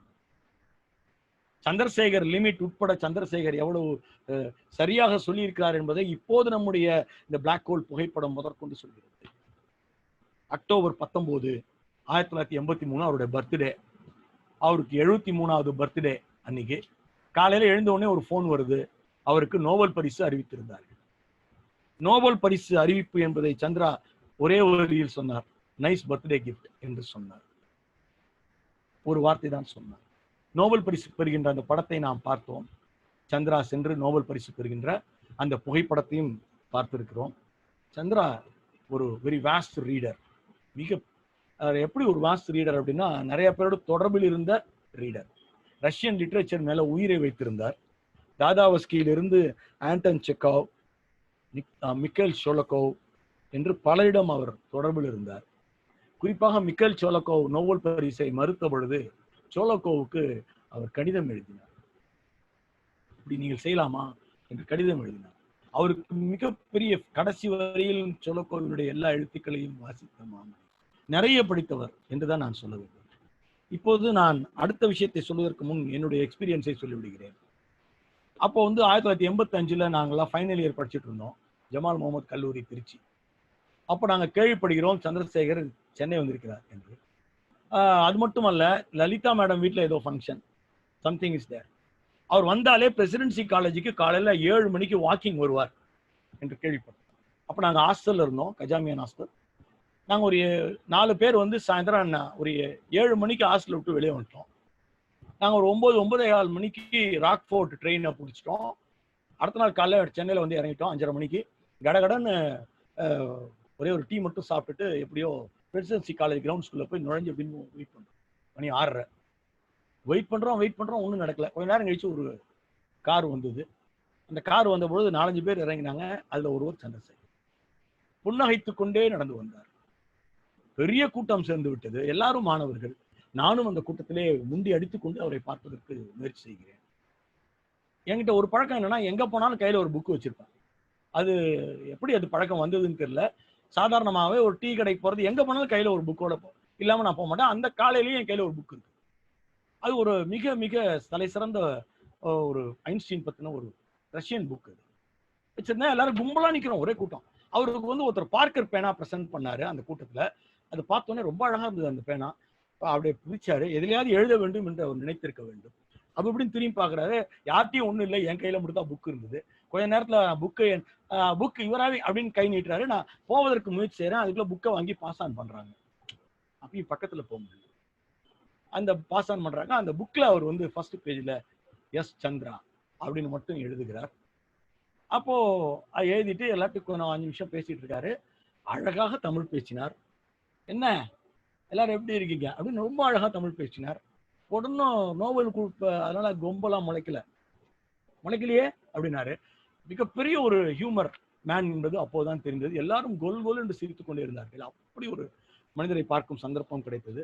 கடைசியாக அவர் செய்த ஒரு அற்புத வேலை, அந்த புத்தகத்தை திரும்ப திரும்ப நான் வாசிக்கிறேன். பிரின்சிபியா மேத்தமெட்டிக்கா, நியூட்டனோட புக்கு. அதை யார் படிச்சாலும் புரியுமான்னா புரியாது. ஆனா பிரின்சிபியா மேத்தமெட்டிக்கா புத்தகத்தினுடைய ஃபார் எ காமன் ரீடர் என்று அவர் அந்த மேத்தமெட்டிக்கா புத்தகத்தை திரும்ப எழுதியிருக்கிறார். எவ்வளவு எளிமையாக நியூட்டனை புரிந்து கொள்ளும் ஒரு வழி. அந்த புத்தகத்தை பற்றி இதுல ஸ்டீஃபன் ஹாக்கிங் குறிப்பிட்டிருக்கிறார். இதுதான் முக்கியமான விஷயம். நான் வந்து குறிப்பிட்ட அந்த அவருடைய கையெழுத்து போட்ட புத்தகம் இன்னும் என்னிடம் பத்திரமாக இருக்கிறது. அந்த உங்களுக்கு சொன்னா நீங்க வந்து விப்ரானோ என்கிற அந்த மனிதர் எழுதிய அந்த ஐன்ஸ்டீன் அண்ட் இஸ் பிலாசபி என்பதுதான் அந்த புத்தகம். எங்களுடைய ப்ரொஃபசர்ஸ் எனக்கு காட்டிய வழிதான் நான் சந்திரசேகரை சந்திக்க வேண்டும் என்கிற உத்தியோகம் எல்லாம் ஏற்படுவதற்கான காரணங்கள். அதுல தலை சிறந்த ப்ரொஃபசர் இன்னைக்கும் என் உரையை கேட்பதற்கு இங்கு இருக்கிறார் என்பது என்னுடைய மிகப்பெரிய பெருமைகளில் ஒன்று. 1995 ஆகஸ்ட் 21 அன்று ஹார்ட் அட்டாக்ல யூனிவர்சிட்டி ஆஃப் சிகாகோ ஹாஸ்பிட்டலில் நம்முடைய மனிதர் சந்திரசேகர் இறந்து போனார். அவருடைய பல பேப்பர்ஸ் எல்லாம், ஹேண்ட் ரைட்டன் பேப்பர்ஸ் எல்லாம் நெட்ல போய் பாருங்க. பல இடங்கள்ல தமிழ்லயே குறிப்பெல்லாம் எழுதி வச்சிருப்பாரு. இந்த தமிழ்ல குறிப்பு எழுதுகின்ற ஒரு பெரிய ஒரு விஷயம் அவர் லைஃப் முழுக்க தொடர்ந்து கொண்டிருந்தது. 1979 நாசா வந்து தன்னுடைய 3வது அப்சர்வேட்டரிக்கு சந்திராவின் பெயரை வைத்தது. அதுல இருந்து தான் அந்த பிளாக் ஹோல் போட்டோ எடுத்தோம். ஃபாலோயிங் அந்த சந்திராங்கிற பேரை அவங்க சும்மா சந்திரசேகரனுக்காக வைக்கல. 68 நாடுகளில் போட்டி நடத்துறாங்க யார் பேரை வைக்கலாம் அப்படின்னு. கிட்டத்தட்ட 6000 என்ட்ரிஸ் வந்து சந்திரசேகர் பேரை வைக்க வேண்டும் என்று வந்த பிறகு அந்த பெயரை வைத்தார். அப்ப எவ்வளவு பாப்புலரான ஒரு ஒரு ஒரு பெரிய பிசிஸ்டாக அவர் இருந்திருக்கிறார். ஒரு ஆஸ்ட்ராய்டுக்கு 58லேயே அவர் பெயரை வைத்தாச்சு. 1999 அதான் சந்திரா எக்ஸ்ரே அப்சர்வேட்டரி, அதுல இருந்து தான் நம்முடைய பிளாக் ஹோல் படம் எடுக்கப்பட்டது. அது வந்து ஷட்டில் கொலம்பியால வைத்து அனுப்பப்பட்டது. 28 நாடுகள் அவருக்காக ஸ்டாம்ப் வெளியிட்டிருக்கிறார்கள். இமாலயன் சந்திரா டெலஸ்கோப் உட்பட அவர் பெயரை பலர் வைத்திருக்கிறார். அதன் பிறகு லலிதா அம்மையார் என்ன ஆனார்? லலிதா அம்மையார் 102 வயசு வரைக்கும் வாழ்ந்தாங்க. 2013 தான் அவர் இறந்து போனார். லலிதா அம்மையார் என்ன பண்ணாங்கன்னா, அவர் இறந்து போன அந்த ஆண்டிலேயே அவருடைய நோபல் பரிசு தொகை இருக்குல்ல, அந்த முழு தொகையும் எடுத்துக்கொண்டு போய் சிகாகோ பல்கலைக்கழகத்திலே கொடுத்தார். கொடுத்து அவர் பெயர்ல ஒரு ஃபெலோஷிப்பை உருவாக்குகின்றார். சந்திரசேகர் ஃபெலோஷிப் இன்னும் இருக்கிறது. தலை சிறந்த பிசிக்ஸ் மாணவர்கள், நம்ம ஊர்ல படிக்கிற மாணவர்களுக்கு கூட யாருக்காவது படிக்கிறதுக்கு மேல் படிப்பு, நல்ல பையன் ஆனா பணம் இல்லை, அதனால எங்கேயும் போக முடியாதுன்னா சந்திரசேகர் ஃபெலோஷிப்புக்கு நாம் நேரடியாக லலிதா அம்மையாரிடம் அறக்கட்டளைக்கு நாம் எழுத முடியும் என்பதுதான் இப்ப நிலைமை. Chandrasekhar prize for plasma physics என்று ஒரு உயர்ந்த விருது ஒன்று ஒவ்வொரு ஆண்டும் யூனிவர்சிட்டி ஆஃப் சிகாகோ கொடுத்து கொண்டிருக்கிறது என்பதையும் நாம் ஞாபகம் வைத்துக் கொள்ள வேண்டும். எனக்கு ரொம்ப பிடித்த ஒரு வரலாற்று அஸ்ட்ராலஜி ஒருத்தர் இருக்காரு, அஸ்ட்ரோபிசிஸ்ட். அவர் பேர் தான் ஆண்ட்ரூ டெய்லர். டெய்லர் வந்து சந்திராவை பற்றி எழுதியிருக்கிற ஒரு வரி, a unique genius with a wonder mixture of mathematics and astronomical physics. There can be no another Chandrasekhar at all என்று எழுதியிருக்கிறார். அப்படிப்பட்ட மனிதர் சந்திரசேகர், அவருடைய வாழ்க்கை வரலாறுக்கே அவர் சயின்டிபிக் பயோகிராஃபி என்றுதான் பெயர் வைத்தார். இந்தியாவுக்கு வந்திருந்த போது அவருடைய பேட்டி கண்டார்கள். பேட்டி கண்டவர்கள், sir what you think about Bhagavad Gita என்று கேட்டார்கள். நம்ம ஆளுங்க வழக்கமா இந்த மாதிரி வேலைகள் செய்வார்கள். அவர் ஒரு நிமிடம் புன்னகைத்தார். இந்தியாவின் பாரம்பரியத்தை நான் மதிக்கிறேன், உங்கள் எல்லாருக்கும் தெரியும், ஐ அம் an atheist, ஏன் என்னை வம்பு கிழக்கிறீர்கள் என்று ஒரே வரியில் சொல்லிவிட்டார். சந்திராவினுடைய அடித்தள மனது அவர் வாழ்க்கை ஒரு சயின்டிபிக் பயோகிராஃபி தான் என்பதிலே சந்தேகம் இல்லை.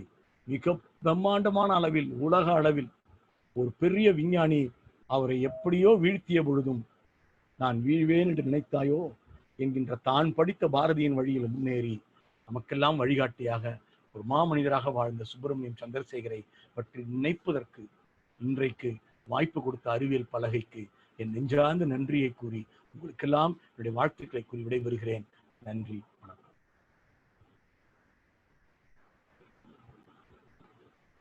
அற்புதமான உரை சார், வழக்கம் போல அருமையா இருந்தது. உங்களுடைய அனுபவம் சந்திரசேகரோட கேட்டது ரொம்ப சந்தோஷமா இருந்தது. நம்ம அந்த நேரத்துல அவர்கிட்ட போலையேன்ற மாதிரி ஒரு பார்க்க முடியலன்ற ஒரு ஏக்கம். நாங்களாம் அப்போ ஸ்கூல் ஸ்டூடெண்டா இருந்தோம். Thank you so much sir, thank you, great talk. நண்பர்களே, இங்க இருக்கக்கூடிய நண்பர்கள் உங்களுக்கு கேள்விகள் இருந்தாலும் கேட்கலாம். அதே போல தொடர்ச்சியாக இந்த உரைகள் இங்க நிகழ்த்தப்பட்டு கொண்டிருக்கிறது ஒவ்வொரு வாரமும். அதை பற்றி உங்களுடைய அனுபவங்கள், இது எந்த அளவுக்கு உங்களுக்கு பயனுள்ளதாக இருக்கு, உங்களுடைய படிப்பிற்கோ உங்களுடைய எதிர்கால ஆய்விற்கோ இந்த உரைகள் வந்து எப்படி உங்களை மோட்டிவேட் பண்றதையும் நீங்க இங்க சொல்லலாம். தேங்க்யூ. பாஸ்கர், நீங்க கோஆர்டினேட் பண்ணுங்க. உங்களை அன்மியூட் பண்ணிடுறேன். அன்மியூட் பண்ணிக்கோ. சாரி, அன்மியூட் பண்ணிடுங்க. திருப்பி ஒரு செகண்ட். ஹலோ. சொல்லுங்க பாஸ்கர். சேட்ல எதுவும் क्वेश्चंस இல்ல. விஎன் சுப்பிரமணியன் அவர் கை ரைஸ் பண்ணியிருக்காரு, அவரை பாருங்க. அந்த இதுல இருக்கு. சுப்பிரமணியன் சார், நீங்க கேட்கலாம். அனைவருக்கும் வணக்கம் சார். கடலூர் மாவட்டம் பண்ருட்டிலேருந்து விஎன் சுப்பிரமணியன் பேசுறேன் சார். வணக்கம். உங்களுடைய சொற்பொழிவு ரொம்ப பயனுள்ளதா இருந்தது சார். 2 மாணவர்கள் இப்ப நோபல் பரிசு வாங்குற அளவுக்கு ஒரு ஆசிரியர் நடந்துட்டு இருக்காரு அப்படின்னு கேட்கும்போது ரொம்ப கண்கலங்கி நான் நினைக்கிறேன். இங்க அதே மாதிரி இப்ப இருக்கக்கூடிய ஆசிரியர்களும் அதே மாதிரி வரணும்ன்றதா என்னுடைய ஆசிரியர் இருப்பாங்களா அப்படின்றது சந்தேகத்தில் இருக்கு. அவர் சுப்பிரமணிய சந்திரசேகரை பத்தி அருமையான உரையை இப்பொழுது உங்களை மூலம் கேட்கும்போது அது ஒரு நூலை படிக்கணும்னு ஆசை இருக்கு. அவரை பத்தி ஒரு 2 பக்கத்துல உங்களுக்கு ஒரு PDF மாரி எங்களை இந்த வாட்ஸ்அப் குரூப்ல போட்டீங்கன்னா கொஞ்சம் நல்லா இருக்கும்னு நினைக்கிறேன். அதே மாதிரி இந்த PDF பவர் பாயிண்ட் கொடுத்தாங்களே, அவருடைய போட்டோஸை கொஞ்சம் அனுப்புனா கொஞ்சம் நல்லா இருக்கும்னு நினைக்கிறேன் சார். இது எல்லாமே நம்முடைய ஸ்பீச் இருக்கிற அந்த இதுலயே இருந்துகிட்டே இருக்கும். எப்போ வேணாலும் நீங்க எடுத்துக்கலாம். நீங்க சொன்ன அந்த இதையும் நான் செய்யறேன். சுப்பிரமணியம் சந்திரசேகர் போல நீங்க சுப்பிரமணியம் பண்ருட்டி, உங்களுக்கு நன்றி. ரொம்ப நன்றியா, ரொம்ப நன்றியா. ஒரு 2 பக்கம் அளவில் இருந்தா போதுங்க. அதை நாங்க சேகரிச்சு வச்சுக்கிட்டு மாணவர்களுக்கு பயனுள்ளதா ஆக்குவோம் சார்.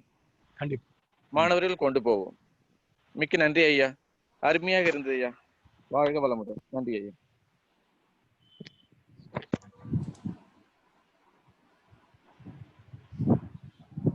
இன்னொருத்தர் மிக அருமையான உரைன்னு போட்டிருக்காரு. மற்றபடி வேற எதுவும் क्वेश्चंस இல்ல. நீங்க அவர் சவுந்தர் ஆசிரியர், அவர் ஏதாவது பேச சொல்லுங்களா? உங்க இயற்பியல் ஆசிரியர். இல்ல, அவர் சவுந்தர் இப்பதான் கை உயர்த்தினாரு. திரு ஜோசப் பிரபாகர், நீங்க பேசுங்க. வணக்கம் ஆயிஷா சார், ரொம்ப பிரமாதமா இருந்துச்சு உரை, ரொம்ப அற்புதம், உயிரோட்டமா இருந்துச்சு. ரொம்ப நன்றி. ஒரு சின்ன தகவல் ஆன் பண்ணுங்களேன் ஜோசப் சார், வீடியோ ஆன் பண்ணி. ஒரே நிமிஷம் சார்.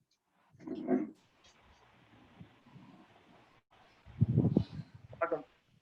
ஹலோ. சொல்லுங்க, பேசுங்க. ஸோ உரை ரொம்ப ரொம்ப உயிரோட்டமா அருமையா இருந்துச்சு. ஏற்கனவே நான் சாகாவோட உரை, ஆயிஷாவோட உரை கேட்டேன். ரொம்ப ரொம்ப எக்ஸலண்டா சொல்லியிருந்தாங்க.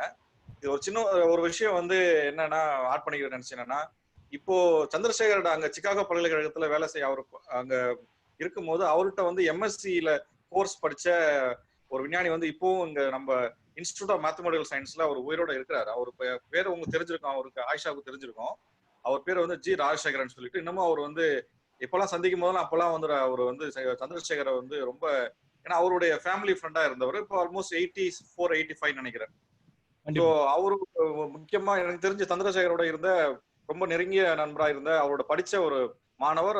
அவரு இன்னமும் அவரு நம்ம சென்னையில் இருக்கிற கணித பல்கலைக்கழகத்துல இருக்கிறாங்க. Thank you so much. நான் அவரை மீட் பண்ணியிருக்கேன். இப்போ இன்னொரு தகவல் நான் ஒரே ஒரு மட்டும் ஆட் பண்ணுறேன். சுப்பிரமணியம் சந்திரசேகர் பற்றி எத்தனை புத்தகங்கள் எழுதப்பட்டிருக்கிறது அப்படின்னு நம்ம 2 விஷயம் சொல்லணும். சந்திரசேகரே எழுதின புத்தகங்கள் 18 இருக்கு. சந்திரசேகரை பற்றி எழுதியப்பட்ட புத்தகங்கள் 20க்கு மேல இருக்கு. ரொம்ப ரொம்ப நீண்ட ஒரு பாரம்பரியம், ஒரு நட்பு, ஒரு விஷயத்தை அவர் எல்லாரோடையும் வைத்துக் கொண்டிருந்திருக்கிறார். ஒரு தலை சிறந்த ஒரு நண்பராக, ஒரு சாஃப்ட் கிரியேட்டராக இருந்திருக்கிறார். ஆனா தான் ஒர்க்ல எந்த சாஃப்ட்னஸும் கிடையாது. எந்த மாணவரோடையும் எதையுமே அவர் காம்ப்ரமைஸ் பண்ண மாட்டாரு. தீவிரமா ஒர்க் பண்ணுவாரு. ஆனா அவருடைய கஷ்டங்களுக்கு உதவுவராக, கூட இருப்பவராக இருந்திருக்கிறார். அதனால அவருக்கு நிறைய தோழர்கள். அவருடைய ஸ்டூடெண்ட் ஒருத்தர் இன்னும் இருக்காரு, அவர்கிட்ட பேசணும் அப்படிங்கிற ஒரு ஆர்வத்தை எல்லாம் உங்களுக்கு ஏற்படுத்துகின்ற ஒரு விஷயமே ஒரு பெரிய விஷயம். அவர்களை எல்லாம் சந்திக்க உங்களுக்கு வாய்ப்பு இருந்தா அவரை பத்தி நான் பேசிட்டே இருங்க. உண்மையிலேயே நாம் செய்ய வேண்டிய ஒரு வேலை. நன்றி. ஒரு சின்ன வேண்டுகோள் என்னன்னா, அவர் வந்து பாத்தீங்கன்னா அவர் இன்ஃபேக்ட் நிறைய தமிழ்ல கூட அவர் நிறைய ஆர்டிகல் எழுதிட்டு இருக்காரு. முடிஞ்ச வாய்ப்பு இருந்தா அறிவியல் பலகையில ஒரு வேண்டுகோள் என்னன்னா, அவரை வந்து நம்ம கூட வந்து இந்த சந்திரசேகரை பத்தியான ஒரு சிறு ஒரு அனுபவ பகிர கூட நம்ம வந்து கேட்கலாம். தேங்க்யூ.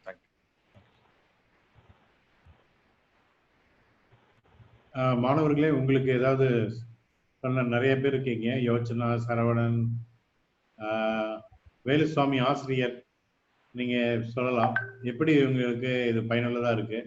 அதே போல உங்க மாணவர்களுக்கு. வேலுசாமி, நீங்க அன்மியூட் பண்ணிட்டு பேசுங்களேன்.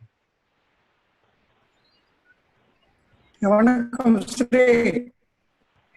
பேசுங்க வேலுசாமி. ஹலோ. பேசுங்க. ரொம்ப எளிமையா அற்புதமாக இருந்தது.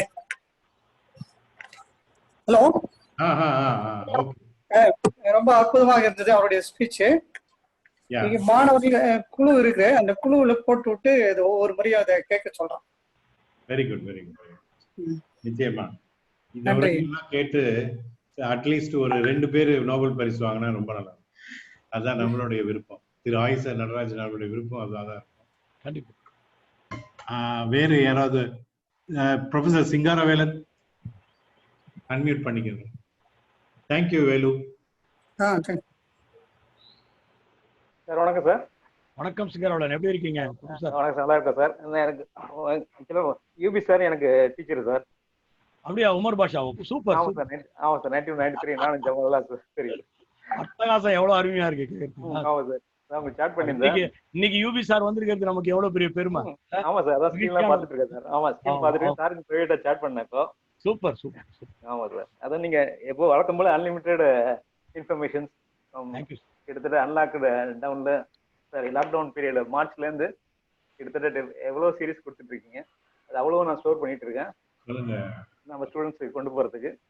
சார் இந்த வருஷம் நமக்கு நேஷனல் புக் ஃபேர் இருக்கா சார் கடலூர்ல? புக் ஃபேர் வந்து பற்றிய அறிவிப்பு விரைவில் வெளிவரும். கண்டிப்பா sir. Thank you sir. Bhaskar unmute பண்ணிட்டேன். டாக்டர் சவுந்தரராஜ பெருமாள் தமிழ்நாடு அறிவியல் தொழில்நுட்ப மையத்தோட எக்ஸிகியூட்டிவ் டைரக்டர் லைன்ல இருக்காரு. அவருடைய தகவல்களை பகிர்ந்துக்கணும்னு ஆசைப்படுறாரு. சார் நீங்க பேசலாம் சார், அன்மியூட் பண்ணிட்டு. சவுந்தர் இருக்கு, அதுவா? ஓகே.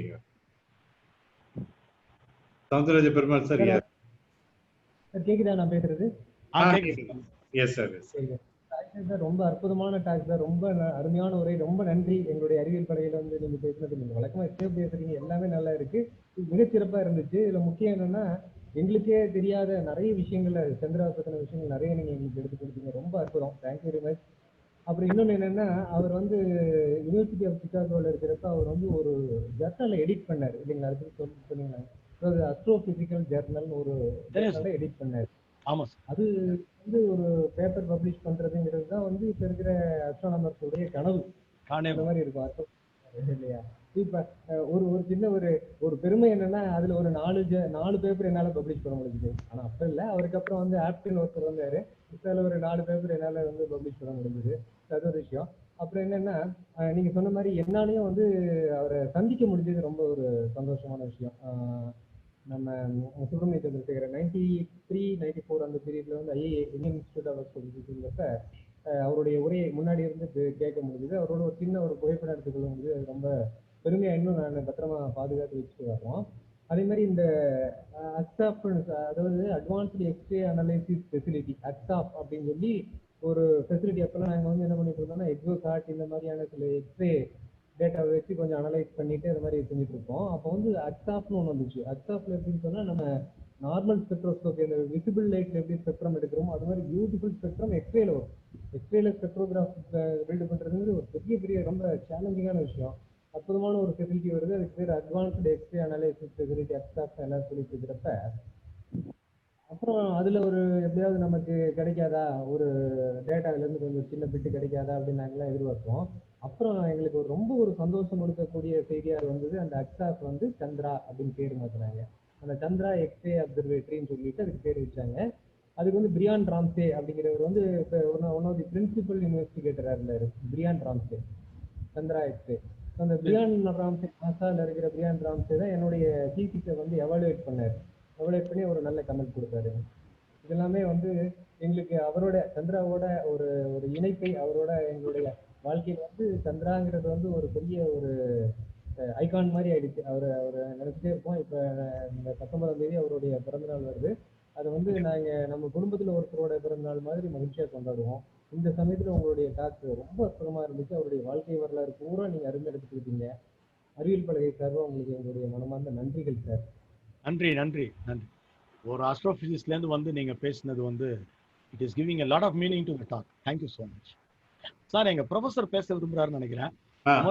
உமர் பாஷா அங்க இருக்காரு, கையை உயர்த்தி கொண்டிருக்கிறார். ஒரே ஒரு நிமிஷம் சார். உமர் பாஷா, எஸ் சார், அன்மியூட் பண்ணிக்கோங்க சார்.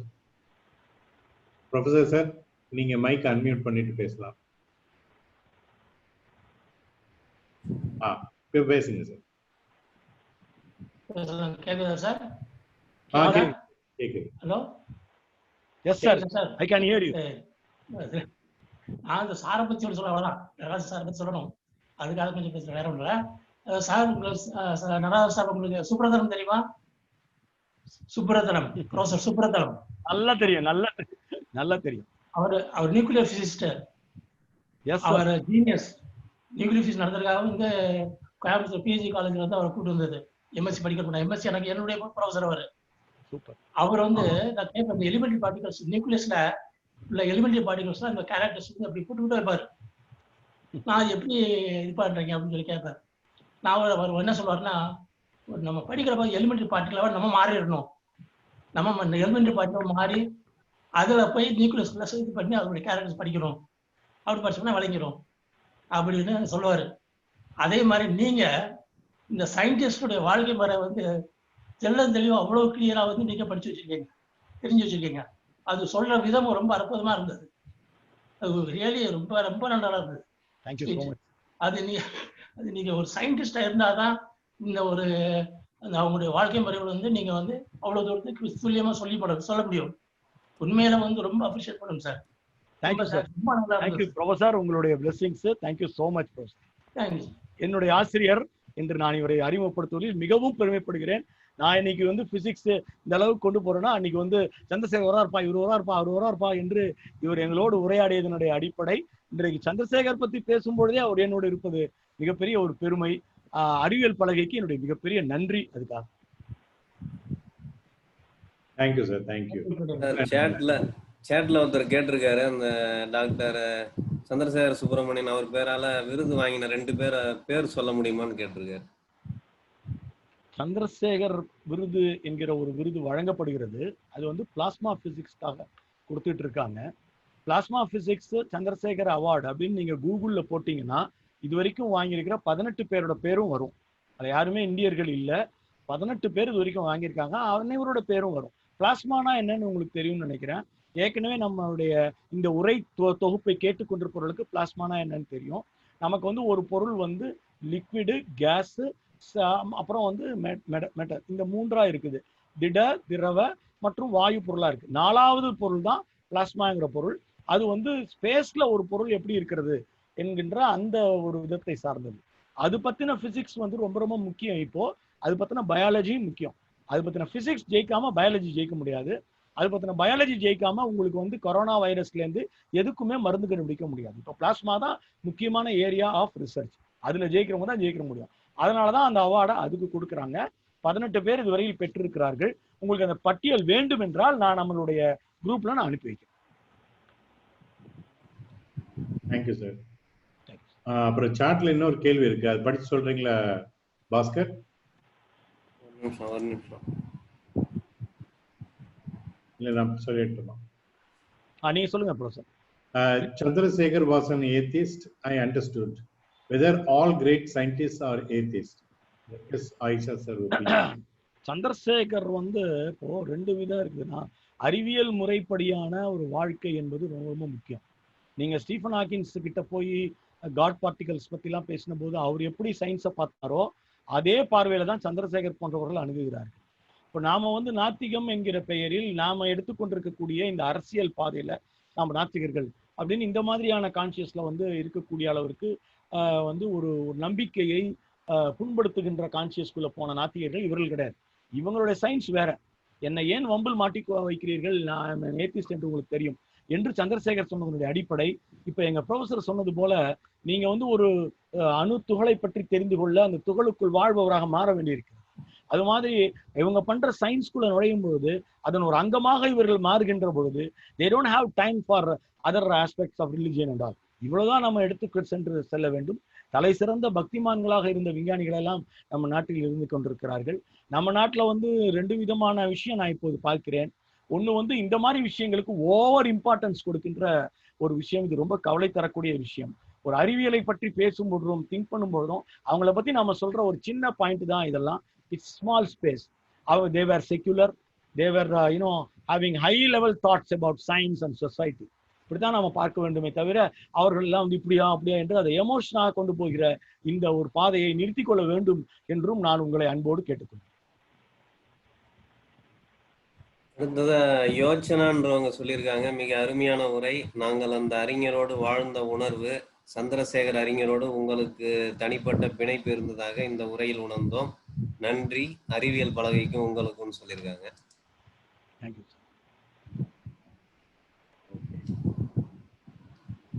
வேற எதுவும் கொஸ்டின்ஸ்?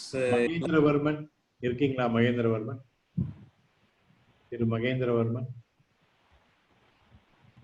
அன்மியூட் பண்றேன். சார் நம்ம மேஜர் சார் இருக்கார் போது. என்ன நேம்ல இருக்கு? Major Narayanan sir.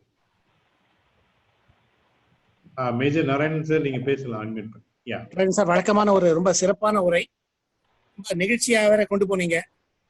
நிறைய தருணங்கள் விளைவிக்கிற மாதிரி வந்துருக்கு. வழக்கமா நீங்க விஞ்ஞானிகளை பத்தி சொல்லும்போது ரொம்ப அப்ஜெக்டிவ் தான் சொல்லுவீங்க. நீங்க அப்ஜெக்டிவ் சொன்னாலும் உங்களுக்கு ரொம்ப சப்ஜெக்டிவ் ஆயிருக்குது. எடுத்து போன விதம், ஒவ்வொரு சின்ன சின்ன ஆஸ்பெக்ட் சொன்னது, லலிதா அம்மையாரை பத்தி சொன்னது, உங்க வாழ்க்கையில் நடந்த ஒரு நல்ல ஒரு அழகான உயிரோட்டமான ஒரு சம்பவம் பிரசிடென்சி காலேஜில் நீங்க போனது, அதோட முத்தாய்ப்பா உங்களோட வாத்தியார் இது கேட்கிறாருன்னு சொல்லும்போது இன்று பொறுத்தன் தன் போகத்தை அந்த ஒரு பெருமை தான் எனக்கு கிடைச்சது. ஹைதராபாத்ல இருக்கேன், செஞ்சு உங்க நிறைய பேருக்கு அனுப்புறேன். இந்த லிங்க்ஸும் நிறைய பேருக்கு அனுப்பிச்சுட்டு இருக்கேன். ஒரு நாளா உங்களோட உரையை கேட்டுட்டு இருக்கேன். சென்னைக்கு அடுத்த முறை நான் வரும்போது அவசியம் உங்களை சந்திக்கிறேன். கண்டிப்பா. அருமையான உரை, ரொம்ப சந்தோஷமா இருக்கு.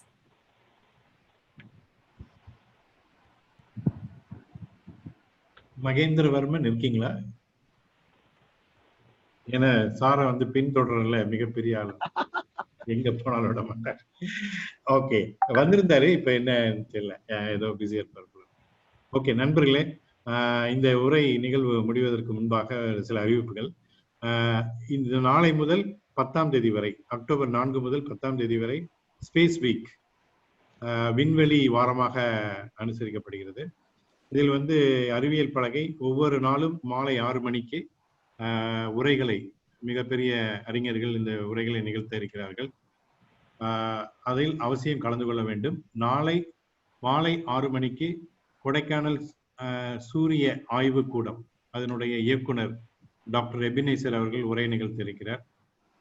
தொலைநோக்கி வழியே சூரிய ஆய்வுகள் குறித்த விவரங்களை நம்முடன் பகிர்ந்து கொள்ள இருக்கிறார். இது குறித்த தகவல்கள் உங்களுக்கு விரைவில் அனுப்பி வைக்கப்படும்.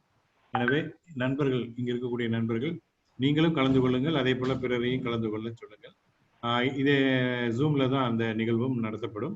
ஃபேஸ்புக் வழியாகவும் அதை நீங்க பார்க்க முடியும். இதுதான் இன்னைக்கு இருக்கக்கூடிய இந்த வாரத்தினுடைய தகவலாக தெரிவித்துக் கொள்கிறோம்.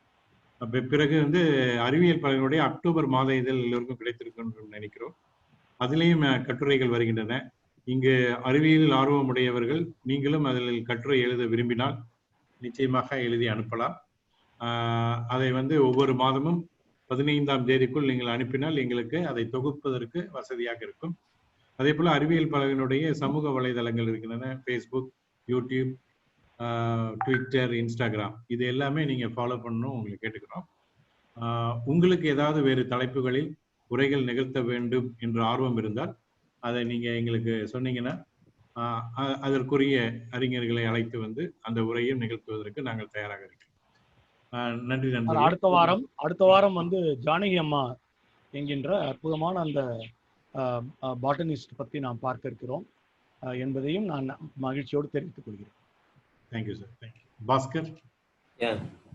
ஸ்வேதான்றவங்க சொல்லியிருக்காங்க, nice speech, it is very useful for our life, thank you so much சார்னு சொல்லியிருக்காங்க. அப்புறம் திவ்ய தர்ஷினின்றவங்க வந்து it is my first class, I really learned more, thank you so much சார்னு சொல்லியிருக்காங்க. Thank you sir.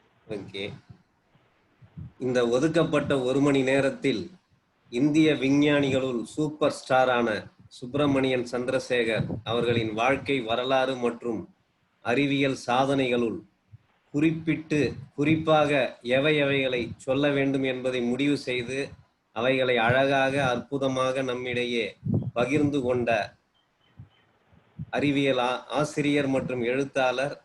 இந்த 1 மணி நேரத்திற்குள்ளேயே நம்மால் சுப்பிரமணியன் சந்திரசேகரன் அவர்களுடைய வாழ்க்கை வரலாறு மற்றும் சாதனைகளை தெள்ளத் தெளிவாக புரிந்து கொள்ள முடிந்தது என்றால் அந்த பெருமை எழுத்தாளர் மற்றும் ஆசிரியர் திரு ஆயிஷா நடராஜன் அவர்களையே சாரும் என்று கூறினால் அது மிகையாகாது. அவர்களுக்கு விக்யான் பிரச்சாரின் சார்பாகவும் அறிவியல் பலகையின் சார்பாகவும் தமிழ்நாடு அறிவியல் தொழில்நுட்ப மையத்தின் சார்பாகவும் பங்கேற்ற அனைத்து பங்கேற்பாளர்கள் சார்பாகவும் சிறப்பு பங்கேற்பாளர்கள் சார்பாகவும் மிகுந்த நன்றிகளை தெரிவித்துக் கொள்வதில் மகிழ்ச்சி அடைகிறோம். நன்றி.